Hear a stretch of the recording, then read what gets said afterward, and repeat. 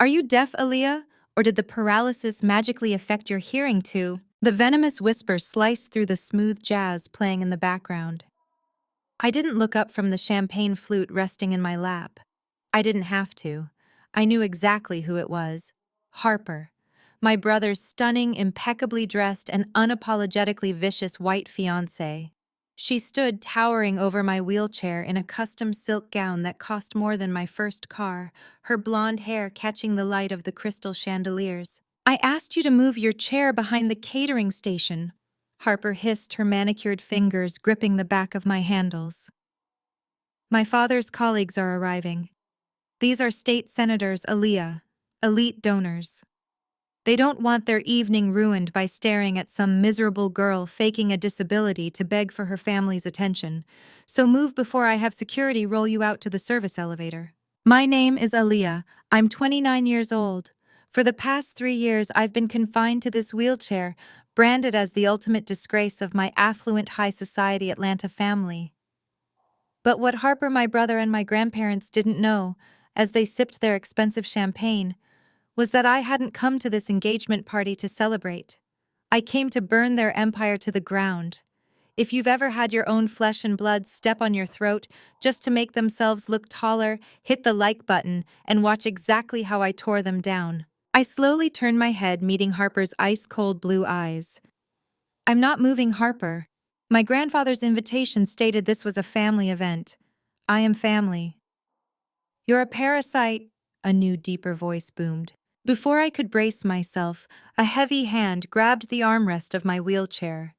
It was Trayvon, my 32-year-old brother, the golden boy, the Morehouse legacy, the brilliant fund manager who could do no wrong in the eyes of our grandparents. His face was flushed with expensive bourbon and raw fury. "You just couldn't let me have one night, could you?" Trayvon snarled, his breath reeking of alcohol. "You always have to make it about you. You're ruining my engagement." Trayvon let go of the chair, I said, my voice dangerously calm, my hands gripping the armrests. "Or what, Aaliyah? What are you going to do?"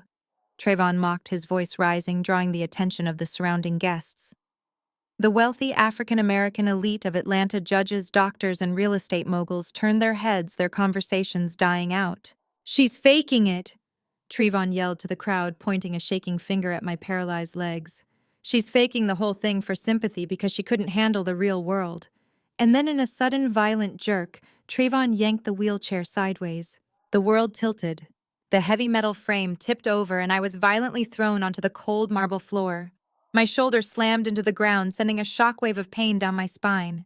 The champagne glass shattered, spraying glass across my lifeless legs. Gasps echoed through the ballroom, but no one stepped forward. No one offered a hand. I lay there on the cold floor, breathing heavily, my eyes scanning the room, until they landed on the patriarch of our family, my grandfather, Jeremiah. He stood near the grand staircase, his custom-tailored suit immaculate. He didn't look horrified. He looked annoyed. Jeremiah slowly walked over his leather shoes, crunching on the broken glass right next to my face. He looked down at me with absolute, unfiltered disgust. "You are the biggest failure to ever carry my last name," Jeremiah said, his voice a low, terrifying rumble that carried across the silent room. 3 years ago, you get drunk, crash your car, and try to blame your brother for it. And when the police prove you were the one driving, you suddenly lose the feeling in your legs. You expect me to pity you. Get up, Aaliyah. Stop this pathetic performance. You're embarrassing the family. "It is absolutely mortifying," my grandmother Vivian chimed in. She stepped out from behind Jeremiah, adjusting the signature pearl necklace of her elite sorority. She wouldn't even look at me. She addressed the guests instead. "I apologize, everyone. My granddaughter has been severely mentally unstable since her accident. We've tried to get her psychiatric help, but she refuses. She just wants to drain our finances." I pressed my palms against the marble floor. The physical pain in my shoulder was nothing compared to the agony of hearing the lie they had fabricated 3 years ago. The lie they used to protect Trayvon. 3 years ago, I wasn't the one driving. Trayvon was. He was blackout drunk when he wrapped my car around an oak tree. I was in the passenger seat, but Jeremiah had paid off the responding officers, switched the police report, and dragged Trayvon out of the driver's seat, placing my unconscious broken body behind the wheel. They sacrificed my legs to save Trayvon's pristine reputation in the financial sector. And for 3 years, I let them believe they got away with it. I let them call me crazy. I let them call me a leech. I didn't cry. I didn't beg for someone to help me up. Instead, I propped myself up on my elbows, looking directly at Trayvon, who was standing beside Harper with a triumphant smirk. "You know, Trayvon," I said, my voice echoing clearly in the quiet ballroom. "I always wondered, do you still dream about the sound of my bones cracking against the dashboard? Or does Harper's father's campaign money help you sleep at night?" Harper's face dropped. Trayvon's smirk vanished instantly, replaced by a look of sheer panic. "Shut your mouth!" Trayvon yelled, taking a step toward me, his fist raised. "I'll have you thrown in a psych ward tonight."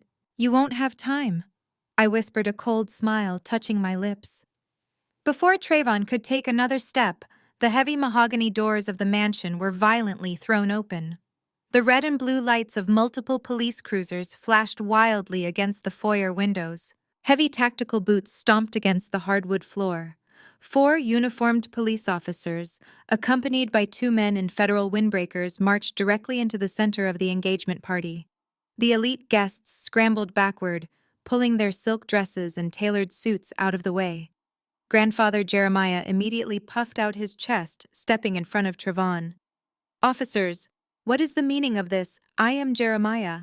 "We know exactly who you are, sir." The lead federal agent interrupted, his voice like gravel. He completely bypassed my grandfather, ignoring my broken wheelchair on the floor, and marched straight up to my brother. The agent pulled out a pair of steel handcuffs. "Trayvon," the agent announced, his voice booming over the stunned crowd, "you are under arrest." The entire ballroom collectively held its breath. The clinking of glasses and the soft murmurs of Atlanta's elite completely vanished, replaced by the heavy silence of impending ruin. Trayvon stared at the federal agent, his drunken smirk slowly morphing into a look of genuine confusion. Then he let out a sharp, arrogant laugh.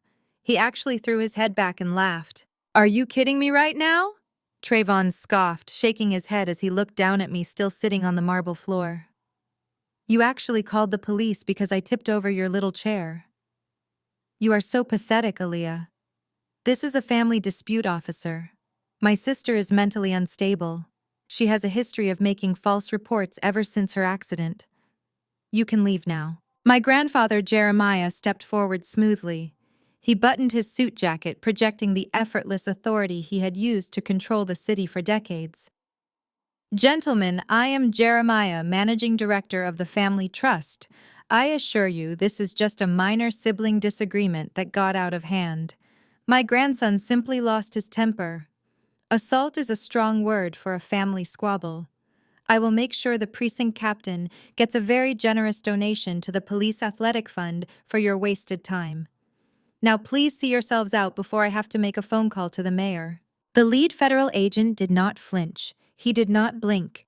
He simply pulled a thick stack of folded papers from his jacket and held them up to the crystal lighting. "We are not here for a domestic dispute, sir," the agent said, his voice cutting through the room like a blade.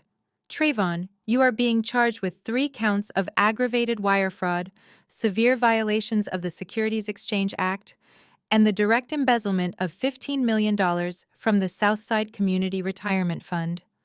Turn around and put your hands behind your back." The silence that followed was absolute. It was the kind of silence that sucked the air out of the room. I watched my grandmother Vivian grip the edge of a catering table, her knuckles turning white as her perfectly composed face drained of all color. The Community Retirement Fund was her crown jewel, the charity she bragged about at every sorority luncheon to maintain her pristine image. "This is a mistake," Trayvon stammered, his voice suddenly pitching up in panic. He backed away from the cuffs, nearly tripping over the edge of my wheelchair. "I run a legitimate investment fund. My books are completely clean. I have the best accountants in the state. Who told you my fund was missing $15 million? Who authorized this investigation?" I reached out, gripping the wheels of my overturned chair. With a sharp exhale, I pushed myself up, dragging my lifeless legs across the cold marble until I could pull myself back into the seat. I adjusted my dress, brushed a piece of shattered glass off my lap, and calmly reached into the hidden inner pocket of my blazer. I did, I said. Every eye in the room snapped to me.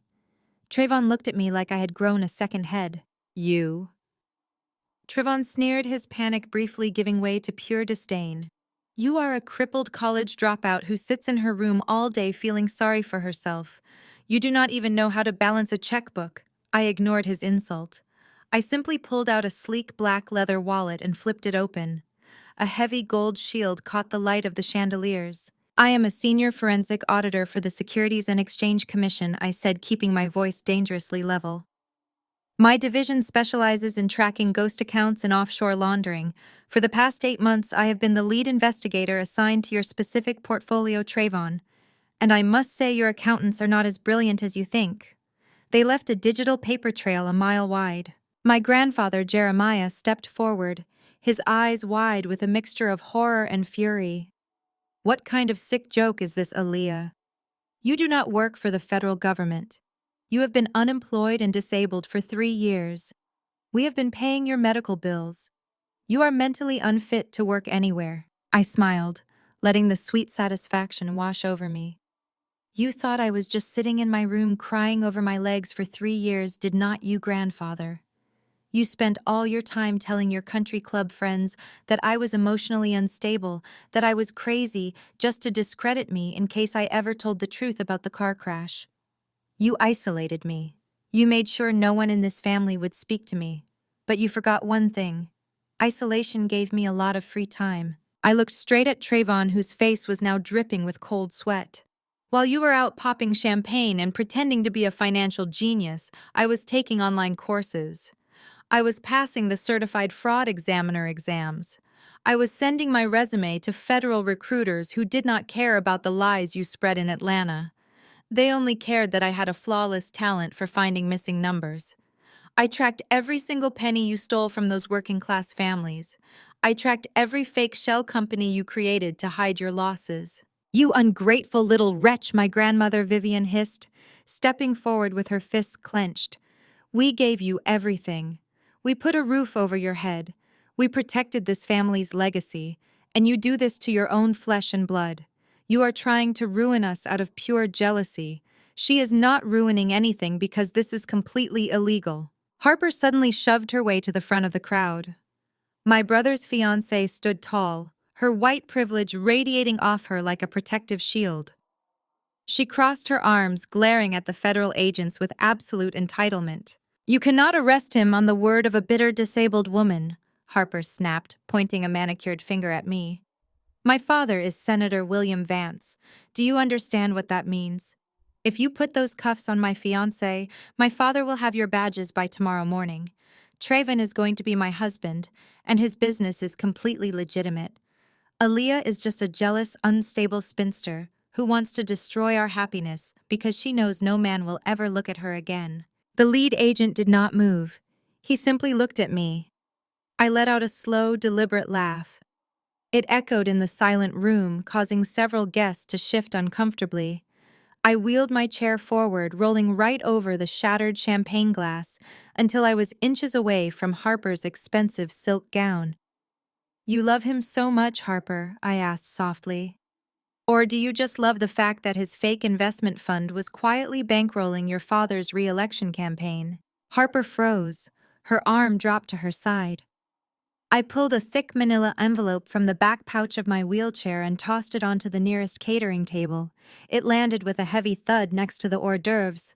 You should read those before you start threatening federal agents with your father's political power, I said, looking Harper dead in the eye. That is a detailed summary of the $15 million Trayvon stole. It is funny, really. $7.5 million of it went to cover his massive gambling debts. But the other half, the other $7.5 million, it went straight into a Cayman Islands account registered to a holding company owned by Senator William Vance, your father. Harper's mouth opened, but no sound came out. The color completely vanished from her face. You did not just marry him for his charm, Harper, I continued, making sure every elite guest in the room could hear me. Your father was using Trayvon's community fund as a personal piggy bank. And the best part is, Trevon did not forge the transfer documents alone. I watched Harper's eyes dart toward the exit, her previous arrogance completely evaporating into thin air. Her perfect posture crumbled as the reality of her situation set in. I spent weeks analyzing those offshore wire transfers. I continued, my voice steady and unyielding. Trayvon was sloppy, but you were even worse. The digital signature authorizing the movement of those stolen community funds into your father's political action committee wasn't Trayvon's. It was yours, Harper. You authorized the theft using your own personal credentials from your father's Senate office. Harper stumbled backward, her hand flying to her mouth. She pulled her phone from her clutch with trembling fingers, desperately trying to dial her father's number. She needed him to save her, just like he always did. But before the call could even connect, a sudden breaking news alert flashed across the massive flat-screen television mounted above the ballroom bar. The volume was muted, but the bold red ticker scrolling across the bottom of the screen told the entire story. The bold red ticker scrolling across the bottom of the screen told the entire story. Senator William Vance indicted on federal racketeering and campaign fraud charges. The television screen showed Harper's father being escorted out of his massive downtown office building in handcuffs. His custom-tailored suit looked rumpled, and his face was pale and terrified. The camera panned to federal agents carrying boxes of hard drives and financial records out of his campaign headquarters. The silence in the ballroom was so heavy, you could hear the soft hum of the air conditioning. Harper dropped her phone. The expensive device hit the marble floor with a sharp crack that echoed across the room. She stared up at the television screen, with her mouth hanging open, completely unable to process what she was seeing. Her perfect world of privilege and political immunity was collapsing right in front of her eyes. She turned back to me, her chest heaving as she struggled to breathe. "You did this?" she whispered, her voice shaking with a mixture of pure terror and disbelief. "You set him up." "I did not set anyone up, Harper," I said calmly. "I just followed the money. You see, when you marry into a family that builds its entire reputation on stepping on other people, you start to think you are invincible. You thought you could use your father's political power to bully me, to push my wheelchair into a corner and pretend I did not exist. But while you were spending your afternoons picking out expensive floral arrangements and designer bridesmaid dresses, I was pulling the metadata from the burn phones you and Trayvon used to coordinate the wire transfers." The lead federal agent stepped forward and pulled a pair of handcuffs from his belt. "Harper Vance," he said, his voice loud and authoritative. "You are also under arrest for conspiracy to commit wire fraud and money laundering." Harper let out a piercing scream. She scrambled backward, pushing past a catering table and knocking over a tower of crystal glasses. The glasses shattered across the floor, sending shards flying in every direction. "Do not touch me!" she shrieked, pointing a shaking finger at the agents. "You cannot do this to me. My father is a United States Senator. We have immunity." "You have nothing," the agent replied, signaling for two female officers to step forward. "Your father is currently sitting in a federal holding cell in Washington, and your bank accounts have already been frozen by the Securities and Exchange Commission." The elite guests in the ballroom, the judges, the doctors, and the real estate moguls, began backing away from Harper and Trayvon. The people who had just been drinking their champagne and praising their engagement were now looking at them like they were diseased. The high society social circle of Atlanta is incredibly loyal right up until the moment you get caught. Harper looked around the room, her eyes wild with panic. She reached out and grabbed Trayvon's arm, digging her manicured nails into his expensive suit jacket. "Trayvon, tell them," she begged, her voice cracking. "Tell them I had nothing to do with this. Tell them it was all your idea." Trayvon ripped his arm away from her grasp as if she had burned him. His face was twisted in a nasty sneer. "Are you crazy?" he yelled, his voice echoing across the quiet room. "You made me do it, Harper. You told me your father's campaign was out of cash and that he would lose the upcoming election if we did not inject capital immediately. You gave me the access codes to the community retirement fund. You set up the offshore shell company. Do not try to pin this on me. The sheer betrayal on Harper's face was almost sad to watch. Her loving fiancé, the man who had just placed a massive diamond on her finger less than an hour ago, was throwing her to the wolves without a second thought.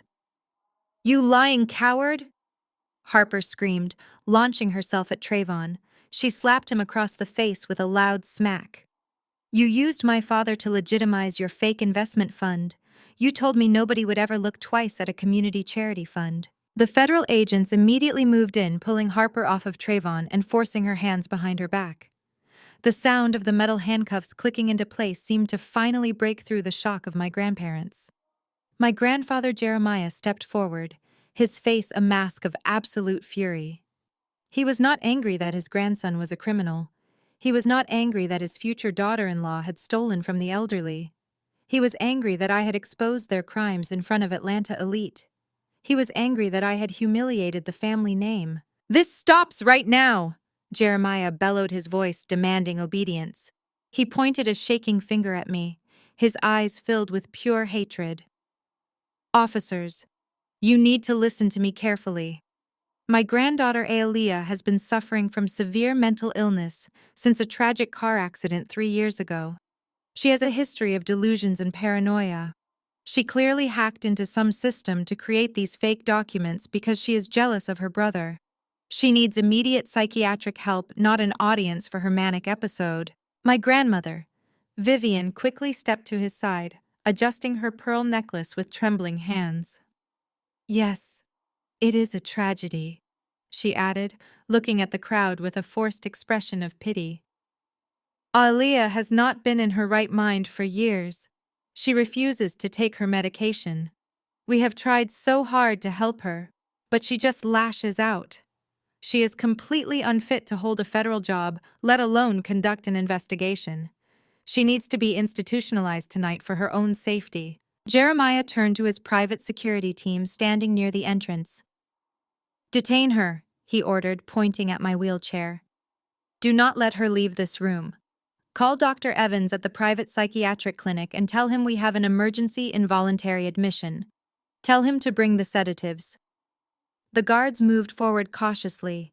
I sat perfectly still, watching my family scramble to bury the truth. My real plan was just beginning. The two private security guards took another step toward me, their hands reaching out to grab the handles of my wheelchair. They were massive men hired by my grandfather to keep the riffraff out of his elite gatherings, but right now they were hesitating. They looked from me to the federal agents who were currently securing Harper and Trayvon. The lead agent stepped right into the path of the approaching guards, resting his hand on his utility belt. He did not draw his weapon, but the implication was loud and clear. "You touch her and you will be sitting in a federal holding cell right next to the bride and groom," the agent said, his gravelly voice echoing in the dead-silent ballroom. "She is an active federal employee and a key witness in an ongoing investigation. Step back." The guards immediately raised their hands and backed away, melting into the crowd of stunned socialites. My grandfather Jeremiah was practically vibrating with rage. His pristine public image was disintegrating by the second, and he was losing control of the narrative. He marched forward, placing himself between me and the crowd of donors, politicians, and business partners who were watching his empire crumble. "Do not listen to a single word she says," Jeremiah boomed, his deep baritone voice trembling with desperate fury.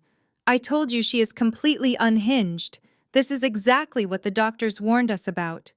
3 years ago, my granddaughter made a terrible mistake. She got behind the wheel of a car completely intoxicated and wrapped it around an oak tree. She paralyzed herself. She ruined her own life, and she has spent every single day since then blaming my grandson for her own failures. She has fabricated this entire federal investigation out of spite because Trayvon is successful and she is confined to that chair." My grandmother Vivian nodded vigorously, dabbing at her dry eyes with a silk handkerchief. "It is true," she cried out to the crowd, playing the role of the heartbroken matriarch flawlessly. "We have paid for the best psychiatrists in Atlanta, but Aaliyah just sits in her room plotting against her own family. This is a manic episode.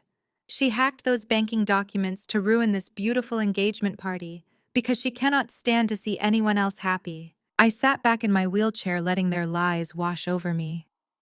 For 3 years, I had listened to them spin this exact narrative to anyone who would listen. They had painted me as a bitter, drunk driver who destroyed her own legs and then lost her mind. They used my paralysis as proof of my supposed guilt. They isolated me, keeping me locked away in the east wing of the mansion. They made sure no one in this family or their elite social circle would ever speak to me again. But what Jeremiah did not know was that his arrogance had blinded him to the one piece of evidence he failed to destroy. "You always were a fantastic storyteller, grandfather," I said, keeping my voice calm and completely level. "You almost had me convinced that I was crazy for a while. But numbers do not lie, and neither does digital memory." I reached into the side pocket of my dress and pulled out my phone.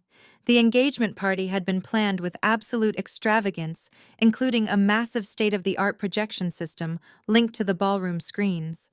It was supposed to play a romantic slideshow of Harper and Trevon during their champagne toast.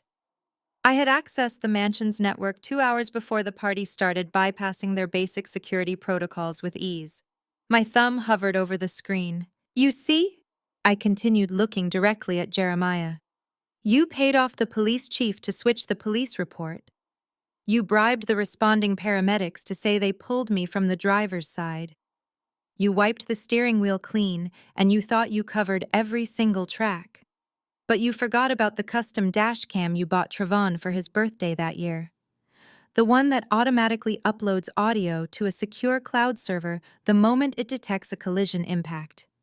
You deleted the local files, but you never checked the cloud backup because you do not understand how technology works." Jeremiah's face lost all color. The angry flush in his cheeks instantly turned to an ashen gray. His mouth dropped open, but the words seemed caught in his throat. Trayvon, who was still handcuffed and being held by the federal agent, suddenly stopped struggling. A look of pure, unadulterated horror washed over his face. "Shut it down!" Jeremiah suddenly screamed, turning to the catering staff and the security guards. "Cut the power to the house. Turn off the screens right now." It was too late. I tapped the button on my screen.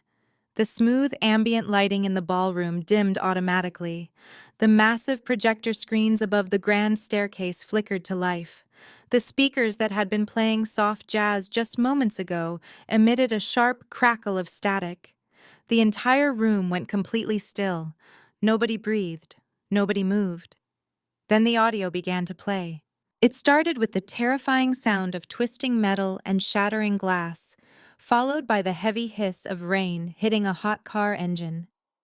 The audio was crystal clear, echoing through the pristine ballroom for all of Atlanta's elite to hear.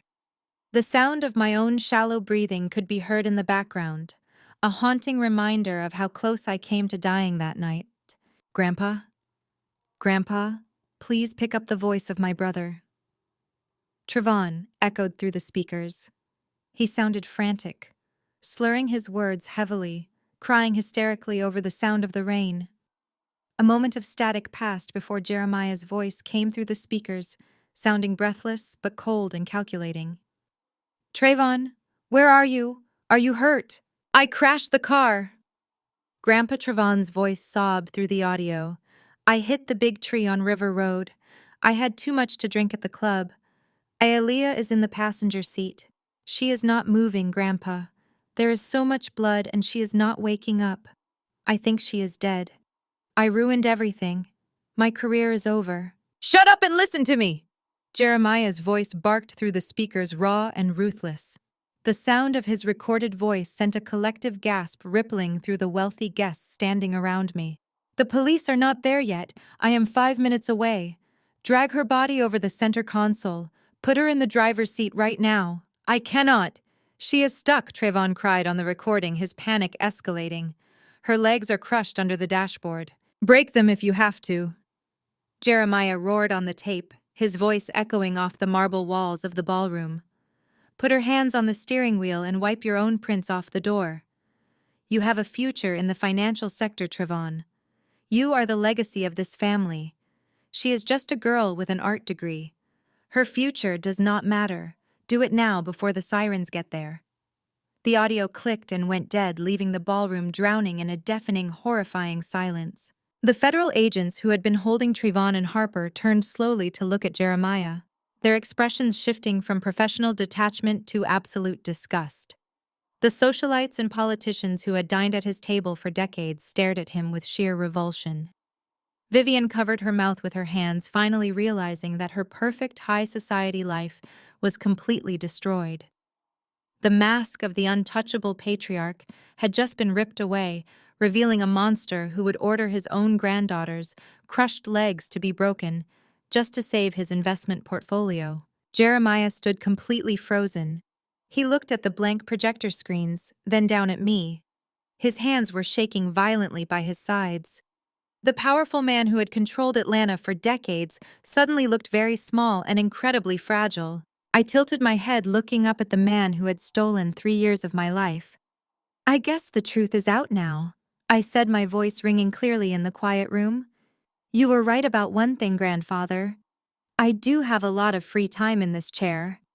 And I used every single second of it to make sure you will spend the rest of your life rotting in a federal prison." The deafening silence in the ballroom finally shattered. It did not break with a shout or a scream, but with the collective, synchronized whispering of the most powerful citizens of Atlanta. The elite men and women who had eaten at the table of Jeremiah, drank his expensive bourbon, and posed for photographs with his family, were now looking at him like he was a rotting corpse. The political donors stepped backward. The real estate moguls turned their backs. But the most devastating reaction came from the women standing near the grand piano. My grandmother Vivian and her elite sorority sisters. They were a circle of impeccably dressed women in signature pink and green silk, holding their champagne flutes like shields. For 40 years, Vivian had based her entire existence on their approval. She had hosted their charity galas, funded their endowment programs, and mercilessly judged anyone who fell short of their impossible social standards. She had built a fortress of prestige and expected everyone inside it to be flawless. Now those same women were whispering behind their manicured hands, their eyes filled with absolute, unfiltered disgust. One of them, a prominent appellate court judge, actually set her glass down on a passing waiter tray and signaled for her husband to get their coats. They were abandoning her. They were erasing her from their social registry right in front of her eyes. Vivian saw it happen. I watched her chest heave beneath her custom designer gown. The reality of her social annihilation hit her like a physical blow. Her pristine reputation, the only thing she truly loved, was turning to ash right in front of her face. She could not handle the shame.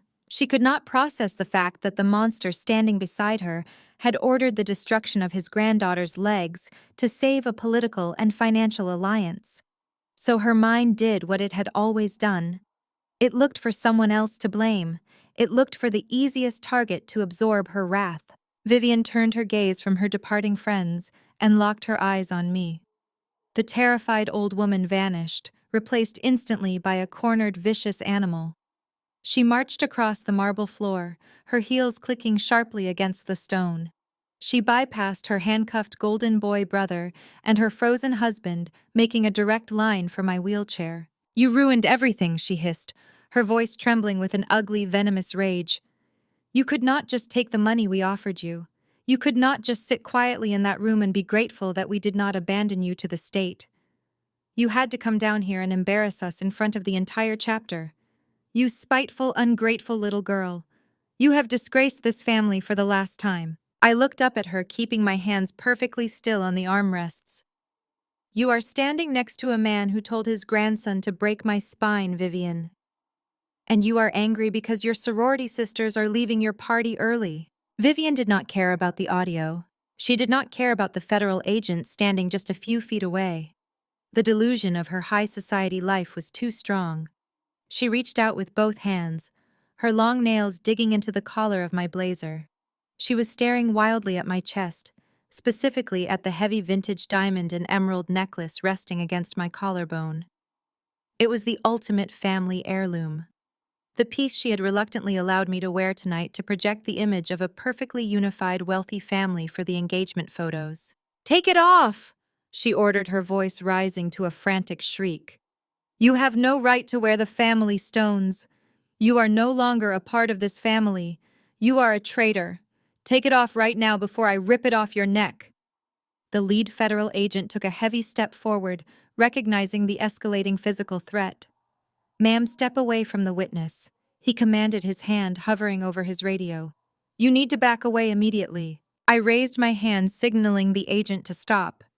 "No," I said, my voice cutting clearly through the hysterical demands of Vivian. "Let her do it. I want her to do it." Vivian did not need another invitation. She lunged forward, grabbing the heavy chain of the necklace with her shaking hands. She yanked it with all her frail strength. The metal clasp snapped instantly. The sudden force jerked my neck forward, and the sharp edges of the settings scratched an angry red line across my collarbone. Vivian stumbled backward, clutching the glittering necklace to her chest like it was a life preserver.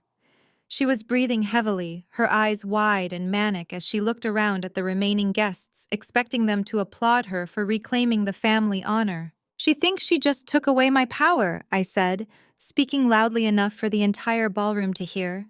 "She thinks taking away a piece of jewelry strips me of my dignity, because in her world appearance is the only thing that actually matters. She values stones more than she values her own blood." I slowly adjusted my collar, feeling the slight sting of the scratch on my neck. I looked at Vivian, who was holding the necklace up to the chandelier light, trying to catch her breath and regain her shattered composure. "It is a beautiful piece, grandmother," I said softly. "The emeralds really catch the light. It is a shame they are completely worthless." The head of Vivian snapped toward me. "What are you talking about?" she demanded, her grip tightening on the stones. "These emeralds have been in my family for 4 generations. They are flawless. They are worth more than your entire life." "They were flawless," I corrected her, leaning forward in my wheelchair. "Until about 6 months ago. You see, when Trayvon realized he was $15 million in the hole, he panicked. The campaign embezzlement with Harper was not enough to cover the massive losses from his offshore sports betting accounts.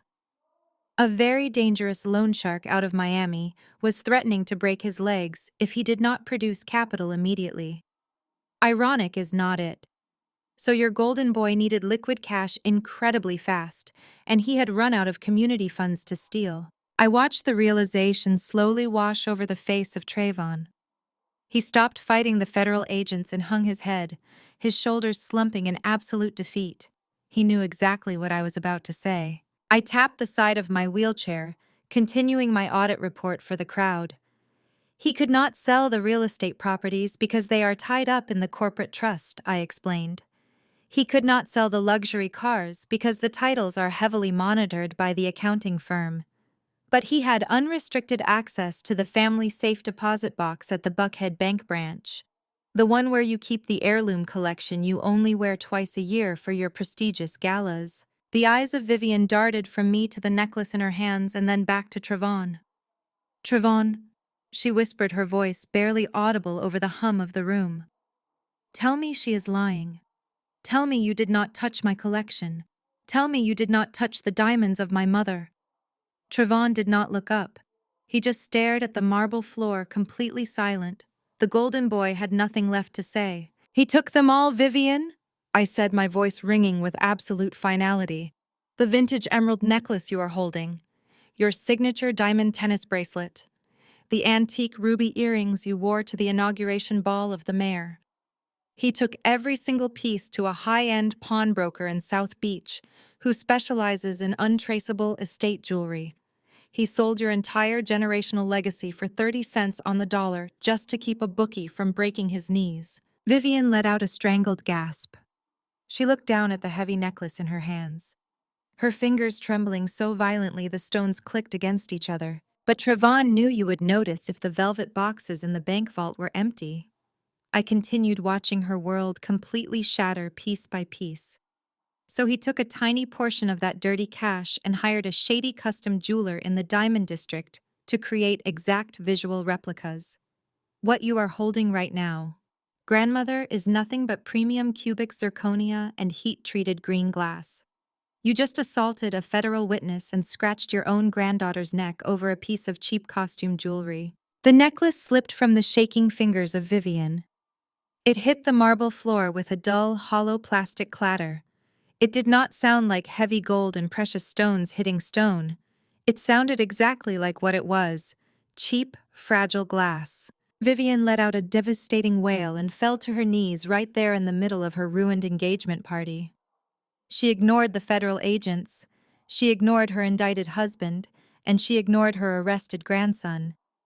She scrambled on the floor, frantically gathering the fake green glass stones into her trembling hands, sobbing uncontrollably as the elite women of Atlanta looked down at her in absolute pity and disgust. I sat in my wheelchair looking down at the woman who had helped orchestrate the destruction of my life.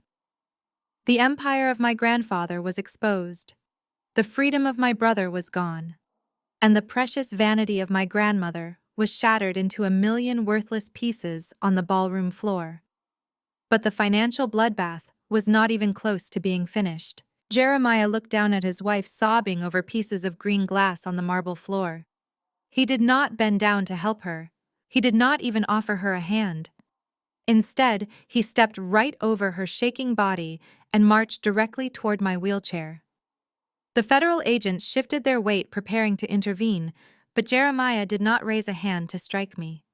Instead, he reached into the breast pocket of his tailored suit and pulled out his phone. "You think you have won?" He snarled, his voice dropping to a dangerous, icy whisper that carried across the silent ballroom. "You think because you wear a cheap federal badge and brought these agents into my home that you have beaten me? You are nothing, Aaliyah. You are a crippled little girl who relies on my money to survive.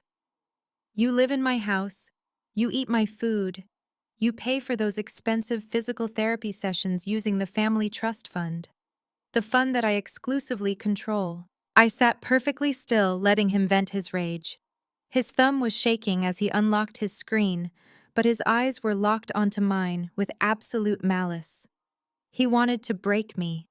He wanted to remind me that in his world, he was the undisputed king, and I was just a burden. "I am the managing director of the family private trust," he declared, making sure his voice was loud enough for the remaining guests to hear.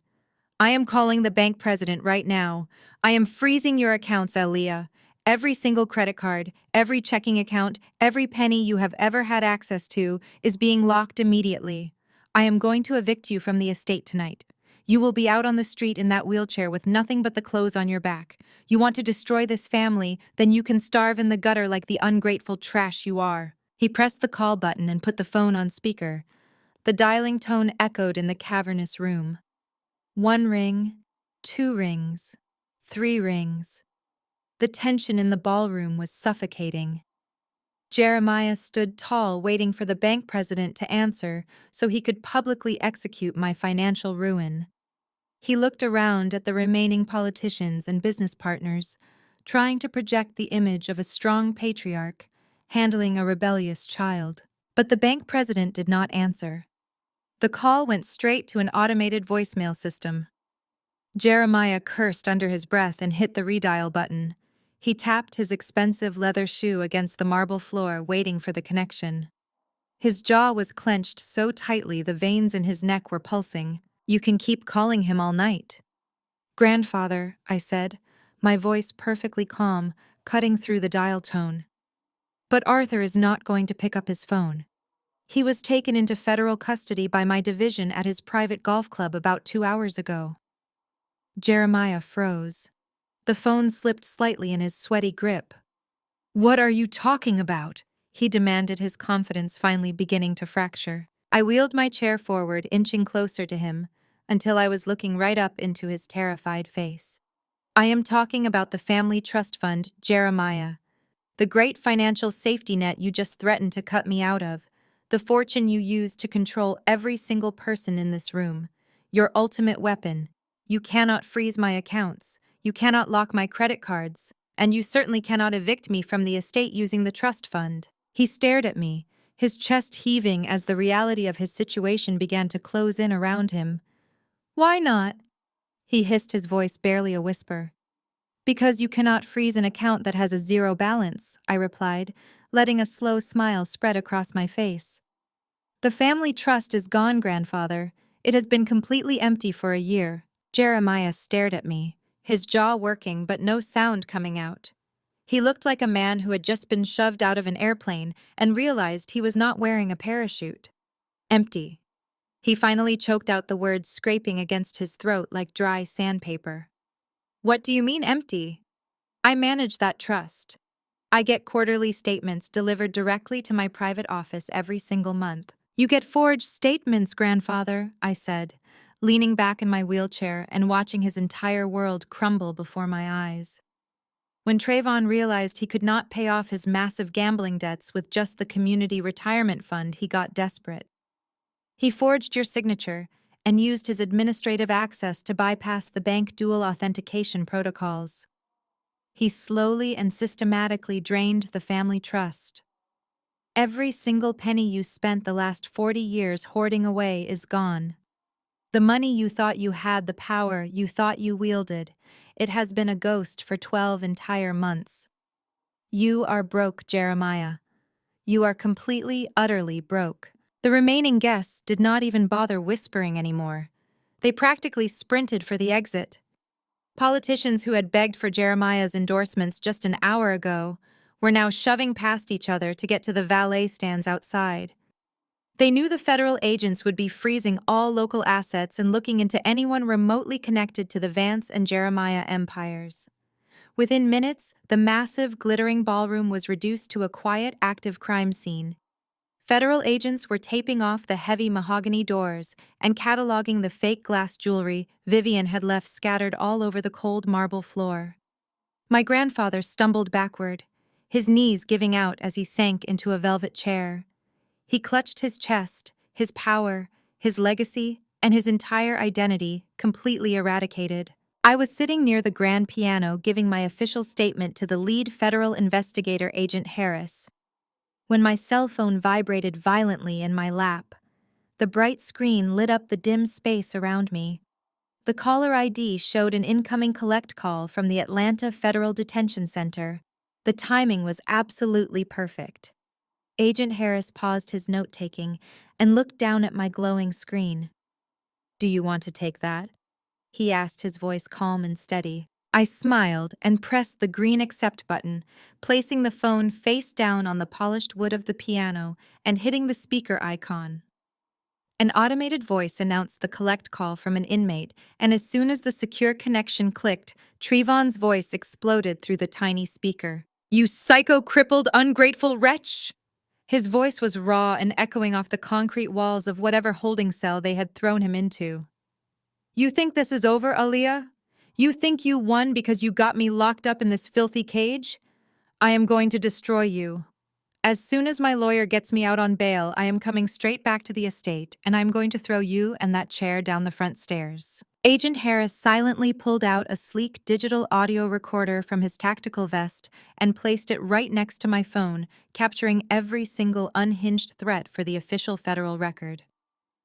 I leaned forward, resting my elbows on my armrests, keeping my breathing perfectly even. "You are not getting out on bail, Trayvon," I said, my voice cutting through his manic screaming. "The Federal Bureau knows all about the retirement fund. They know about the offshore accounts you set up with Senator Vance. They even know you pawned grandmother's heirloom emeralds to pay off those dangerous loan sharks in Miami. There is absolutely no money left to post your bail. You drained the family trust, remember? You left yourself with nothing." Trayvon let out a harsh, arrogant laugh that heavily distorted through the phone speaker. He was cornered and terrified, but his massive ego still convinced him he was the smartest person in any room. "You are so incredibly stupid, Aaliyah," he sneered, his arrogance completely blinding him to his bleak reality. "You really think I kept all my eggs in one basket? You think I would ever let Jeremiah or the federal government touch my real safety net? I have 3 separate encrypted crypto wallets and a blind shell corporation sitting in the Bahamas, that the Internal Revenue Service does not even know exists. I funneled over $4 million in untaxed consulting fees straight into those hidden accounts over the last 2 years. The IRS thinks I reported every single dime to them, but I have been quietly skimming off the top of the firm since day one. They will never be able to trace it or find it. I am going to pay my bail in untraceable cash tomorrow morning, and then I am going to sue you for everything you have left. I looked up at Agent Harris, who had just stopped writing in his notepad. A massive wide grin was spreading across his weathered face. He leaned down toward the phone, resting his hands on the piano keys. "Well," Trevon Agent Harris said, his voice dripping with absolute professional satisfaction. "I want to personally thank you for voluntarily waiving your right to remain silent. This is Special Agent Harris with the Federal Bureau of Investigation. The Securities and Exchange Commission also extends their deepest gratitude for your cooperation. We already had you dead to rights on the wire fraud and embezzlement charges, but a voluntary recorded confession to federal tax evasion and intentionally hiding massive assets from the IRS, well, that just made our entire night a whole lot easier." The silence on the other end of the line was absolute. It was the kind of heavy, suffocating silence where you could almost hear the realization crushing him. I could picture Trayvon standing in his holding cell, the blood completely draining from his face as the last shred of his arrogant delusion evaporated into the cold prison air.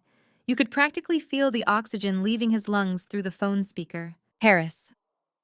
Trayvon finally stammered, his voice suddenly high-pitched and trembling with raw, unfiltered panic. Wait, this is a private family call. You cannot do this. This is completely inadmissible in court. You cannot use anything I just said." Actually, Aaliyah is an active senior forensic auditor for the federal government, and you called her personal device on a recorded prison line. Agent Harris replied cheerfully, tapping the digital recorder sitting next to the phone. "And since you were kind enough to explicitly detail your specific intent to commit further financial crimes and directly threaten to physically assault a federal employee, I am going to go ahead and deny your bail request myself. Enjoy the concrete cell, Trayvon.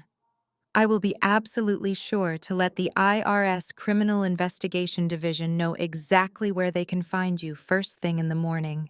The call disconnected with a sharp electronic click, leaving the ballroom beautifully silent once again. The silence that followed the click of the phone was absolute. It hung in the air of the ballroom, heavy and suffocating. The federal agents stood quietly by the doors, and my grandfather remained frozen in his velvet chair, completely paralyzed by the realization that his golden boy grandson had just handed the federal government the final nails for their collective coffin. But the quiet was suddenly broken by the sharp, frantic clicking of designer heels against the marble floor. I turned my head to see Harper stepping out from the shadows near the grand staircase. My perfect, pristine sister-in-law. The woman who had married into our family with a carefully curated smile and a heart made of absolute ice. She had spent the last 5 years turning her nose up at me, treating me like a stain on her flawless country club aesthetic. She was always so proud of her pedigree, her status, and the stolen wealth she draped over herself every single day. But right now, the poised and arrogant Harper was completely gone. Her blonde hair was slightly disheveled, and her hands were shaking so violently that her diamond tennis bracelet rattled against her wrist. She walked right past the broken form of my grandfather and completely ignored Vivian, who was still weeping softly on the floor. Harper marched directly toward Agent Harris, stopping just a few feet away from my wheelchair. She looked at the digital audio recorder on the piano, and then up at the federal investigator. Her eyes were wide and filled with a desperate, calculating panic. "Agent Harris," she began, her voice trembling, but pitching upward in a desperate attempt to sound innocent. "You have to listen to me. I had absolutely no idea what Trayvon was doing. I am just his wife. I thought the money was coming from his legitimate investments and his salary at the firm. I swear to you, I knew nothing about any offshore accounts or loan sharks or stolen retirement funds." I watched her perform this rapid metamorphosis with absolute fascination. It took less than 2 minutes for Harper to realize the ship was completely sinking, and she did not hesitate for a single second to throw her husband overboard to save herself. She took another step toward the agent, pressing her hands to her chest, in a gesture of dramatic vulnerability. Trevon is controlling and manipulative, she continued, the lies spilling from her lips like water. He forced me to sign documents I did not understand. He kept me completely in the dark about our finances. If you grant me immunity right now, I can help you. I will tell you everything I know about his daily routines, his passwords, the people he met with. I will testify against him in federal court. You do not need to arrest me. I am a victim in all of this. Agent Harris looked at her with a completely blank expression. He did not reach for his notepad. He did not pull out handcuffs. He just stood there letting her dig her own grave. I let out a soft laugh that echoed in the quiet room. The sound made Harper flinch, and her head snapped toward me. Her eyes narrowed, and for a brief second, the terrified victim act dropped, completely replaced by the vicious, arrogant woman I had dealt with for years. Shut your mouth! Alea. Harper spat out, her voice dropping its frantic pitch. You do not know anything about my marriage. You have been sitting in that chair spying on everyone, but you do not know what happened behind closed doors. I am offering the federal government a deal. You are offering them nothing. Harper, I said, keeping my voice perfectly calm and steady. You are trying to sell them a story about a naive little housewife who was bullied by her husband because you think your blonde hair and your tears will make them forget to look at the actual paper trail. I am innocent, she shrieked, turning back to Agent Harris. You cannot prove I knew about the stolen money. My name is not on the primary trust documents. I am legally shielded. I wheeled my chair slightly forward, placing myself right between Harper and the federal agent. You really think you are the smartest person in the room? Do you not? Harper, I asked softly.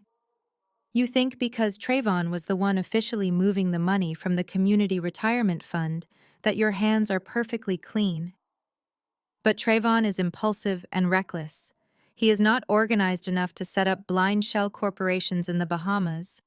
He is not smart enough to route stolen funds through 3 different crypto tumblers to hide the transaction history from the Internal Revenue Service. Harper took a small step backward. Her face began to drain of color. The heavy layers of expensive makeup could not hide the sudden gray pallor of her skin. I do not know what you are talking about, she whispered, but her voice was lacking any real conviction now. Trevon needed an architect. I continued, laying out the brutal truth for the entire room to hear. He needed someone who understood international wire transfers and corporate loopholes. He needed someone who used to work as a junior compliance officer at a massive offshore banking firm before she married into a wealthy family. He needed you, Harper. She swallowed hard, her eyes darting toward the ballroom doors, assessing if she could make a run for it. The federal agents standing guard subtly shifted their stances, blocking any possible exit. You were the one who set up the fake consulting firm, I said, my voice echoing clearly over the marble floors. You were the one who drafted the fraudulent invoices that Trayvon used to justify draining the family trust. You orchestrated every single offshore transfer because you wanted that money just as much as he did. You needed it to fund your endless shopping sprees, your luxury vacations, and your desperate need to look richer than every other woman at your country club. That is entirely circumstantial. Harper fired back, her voice shrill and defensive. You have zero proof of any of that. You are just a bitter, jealous girl making wild accusations because you hate me. A judge will laugh you out of court. I smiled, reaching into the side pocket of my wheelchair. I pulled out a thick, printed document and tossed it onto the grand piano right next to the federal audio recorder. It landed with a heavy, satisfying thud. You are right, Harper, I agreed smoothly. A paper trail of fraudulent invoices is tricky to prosecute without direct communication linking you to the crime. It is a good thing you bought that prepaid burner phone 6 months ago to handle all the illegal offshore communications. The last drop of blood vanished from the face of my sister-in-law. She stared at the thick stack of papers on the piano like it was a venomous snake preparing to strike. You thought you were being so incredibly clever. I continued, watching her breathing become shallow and rapid. You thought keeping a burner phone hidden inside the hollowed-out base of that hideous antique vase in your private sitting room made you a criminal mastermind. But you forgot one tiny detail, Harper. I live in this house too. And when you spend all your time pretending the girl in the wheelchair is completely invisible, you tend to get very sloppy with where you leave your little secrets. I tapped the stack of papers on the piano. Those are the complete unredacted call logs, text message transcripts, and encrypted email records retrieved directly from your secret device, I explained, watching her entire world implode. You texted the offshore account managers every single Tuesday to confirm the receipt of the stolen funds. You explicitly complained about Trevon gambling away your cut of the embezzled money. You even sent messages detailing exactly how to forge my grandfather's signature on the secondary wire transfers. Harper let out a strange, strangled noise. She looked at Agent Harris, her eyes wide and pleading, but the investigator simply crossed his arms over his chest, completely devoid of any sympathy. I handed the physical device and a digital copy of all those records over to the Federal Bureau of Investigation 3 weeks ago, Harper, I said, delivering the final devastating blow. They have had plenty of time to verify the cell tower pings, authenticate the messages, and match the location data directly to your daily movements. There is no immunity deal for you. There is no throwing Trevon under the bus to save your own skin. You drove the bus, Harper, and now you are going to go to federal prison right alongside him. She did not scream or cry or fall to her knees like Vivian did.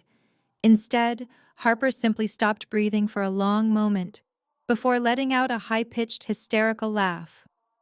It was the sound of a mind completely snapping under the weight of absolute, inescapable ruin. She backed away from me, shaking her head wildly back and forth, as if trying to physically deny the reality closing in around her. Agent Harris stepped forward, pulling a pair of heavy steel handcuffs from his belt. Harper Vance, you are under arrest for conspiracy to commit wire fraud, embezzlement, and federal tax evasion, he stated, his voice booming with official authority. You have the right to remain silent. And as the cold metal clamped down securely over her diamond tennis bracelet, bringing an abrupt end to her life of stolen luxury, I knew the cleanup of my corrupt family was finally nearing its perfect, undeniable conclusion. The heavy oak doors of the ballroom swung shut behind Harper and the federal agents. The metallic clink of her handcuffs faded down the long marble hallway, leaving behind a chilling vacuum in the grand room. My grandfather Jeremiah remained slumped in his velvet chair, a hollowed-out shell of the tyrant he used to be. But my grandmother Vivian was not ready to surrender. She had spent her entire life cultivating an image of absolute perfection, and she was desperately clawing at the crumbling walls of her social fortress. She scrambled to her feet, her custom designer gown wrinkled and stained with the dust from the floor.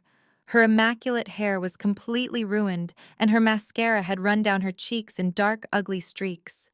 She ignored me, she ignored her husband, and she completely ignored the federal agents still standing by the exits. Instead, she turned her frantic gaze toward the small cluster of elite women who were quietly edging their way toward the coat check. Eleanor, please, Vivian begged, her voice cracking as she stumbled toward the president of her prestigious charity board. You have to understand, Eleanor. I am a victim here. Jeremiah and Trevon kept me in the dark. Harper deceived us all. My own granddaughter set me up. You know me, Eleanor. We have hosted the spring gala together for 15 years. You know I would never tolerate this kind of common criminality in my home. Eleanor did not reach out to comfort her friend of 2 decades. She did not offer a sympathetic smile or a reassuring pat on the arm. Instead, the older woman took a very deliberate step backward, pulling her expensive silk shawl tightly around her shoulders. The other women in the circle mirrored the movement, physically recoiling from Vivian as if she were carrying a highly contagious disease. Do not insult my intelligence, Vivian Eleanor said, her voice dripping with aristocratic frost. You expect us to believe you had absolutely no idea your family was entirely bankrupt. You wore fake glass emeralds tonight to impress us while your grandson pawned the real stones to pay off a loan shark. You have made a mockery of this chapter, and you have humiliated every single one of us who trusted your family name. Vivian gasped, bringing a trembling hand to her chest. Eleanor, how can you say that to me after everything I have done for the foundation? I built the Pediatric Endowment Fund from the ground up. I am the heart of our charity chapter. You cannot just turn your back on me. I tapped my fingers against the armrest of my wheelchair, drawing the attention of every woman in the room. Actually, grandmother, I said, my voice echoing clearly over the tense silence. You might want to stop bringing up the Pediatric Endowment Fund, especially in front of the federal investigators who are currently auditing your personal bank accounts. Vivian spun around to face me, her eyes wide with a sudden fresh panic. Shut your mouth, Aaliyah! She shrieked, taking a step toward me before a federal agent stepped smoothly into her path. You have ruined enough tonight. You leave my charity work out of this. My charity work is my legacy. It is the only pure thing left in this family. It is not pure, Vivian, I replied, leaning forward. And it certainly is not a legacy to be proud of. Eleanor, you might want to ask your dear friend why the catering costs for the annual Pink and Green Gala have tripled over the last 4 years, despite using the exact same vendor and ordering the exact same menu. Eleanor frowned, looking back and forth between me and my grandmother. What are you implying, Aaliyah? She asked, her tone sharpening with suspicion. Vivian handles all the vendor contracts personally to secure us the best rates. She handles them personally so she can doctor the invoices, I explained calmly. Vivian realized years ago that nobody questions the expenses of a wealthy socialite donating her time to sick children. She set up a ghost event planning company registered under her maiden name in Delaware. For every gala, every silent auction, and every charity luncheon, Vivian billed the foundation for thousands of dollars in fake consulting fees, non-existent floral arrangements, and ghost staff who never actually worked the events. That is a lie, Vivian screamed, lunging forward, but the agent gently pushed her back. She is lying, Eleanor. She is just trying to take away the only thing I have left. She wants to destroy my reputation because she is a bitter, crippled mistake. I reached into my blazer pocket and pulled out a small black flash drive, holding it up for the women to see. This drive contains every single altered invoice and the routing numbers tracing the stolen charity funds directly back into Vivian's personal checking account. I stated, watching the aristocratic women gasp in unison. She stole over $2 million from the Children's Hospital Fund over the last 5 years. She used the money to pay for her custom wardrobes, her luxury spa retreats, and her desperate attempts to keep up the appearance of wealth, while Trayvon was secretly draining the family trust. You thought you were raising money for pediatric cancer, Eleanor, but you were actually just funding the vanity of my grandmother. The silence that hit the room this time was different. It was not shock or fear. It was pure, unadulterated revulsion. Eleanor stared at Vivian, her face pale and her eyes narrowed with a disgust so profound it seemed to lower the temperature in the ballroom. You stole from the Children's Fund. Eleanor whispered the words, tasting like poison in her mouth. We trusted you with the foundation accounts, Vivian. People in this city opened their checkbooks because of our shared credibility. You used sick children to buy designer clothes. Eleanor, please, Vivian sobbed, dropping to her knees on the marble floor, reaching out her hands in a desperate plea. I was going to put it back. I just needed to cover a few shortfalls until Jeremiah closed his next real estate deal. I swear to you, I was going to replace every single penny. You have to forgive me. We are sisters. We are absolutely nothing, Eleanor said, her voice ringing with finality. You are a thief, Vivian. You are a fraud and a disgrace to everything this organization stands for. Do not ever contact me again. Do not ever show your face at the country club. You are officially expelled from the chapter, and I will personally ensure that every family in Atlanta knows exactly what kind of monster you really are. Vivian actually crawled forward on the marble floor.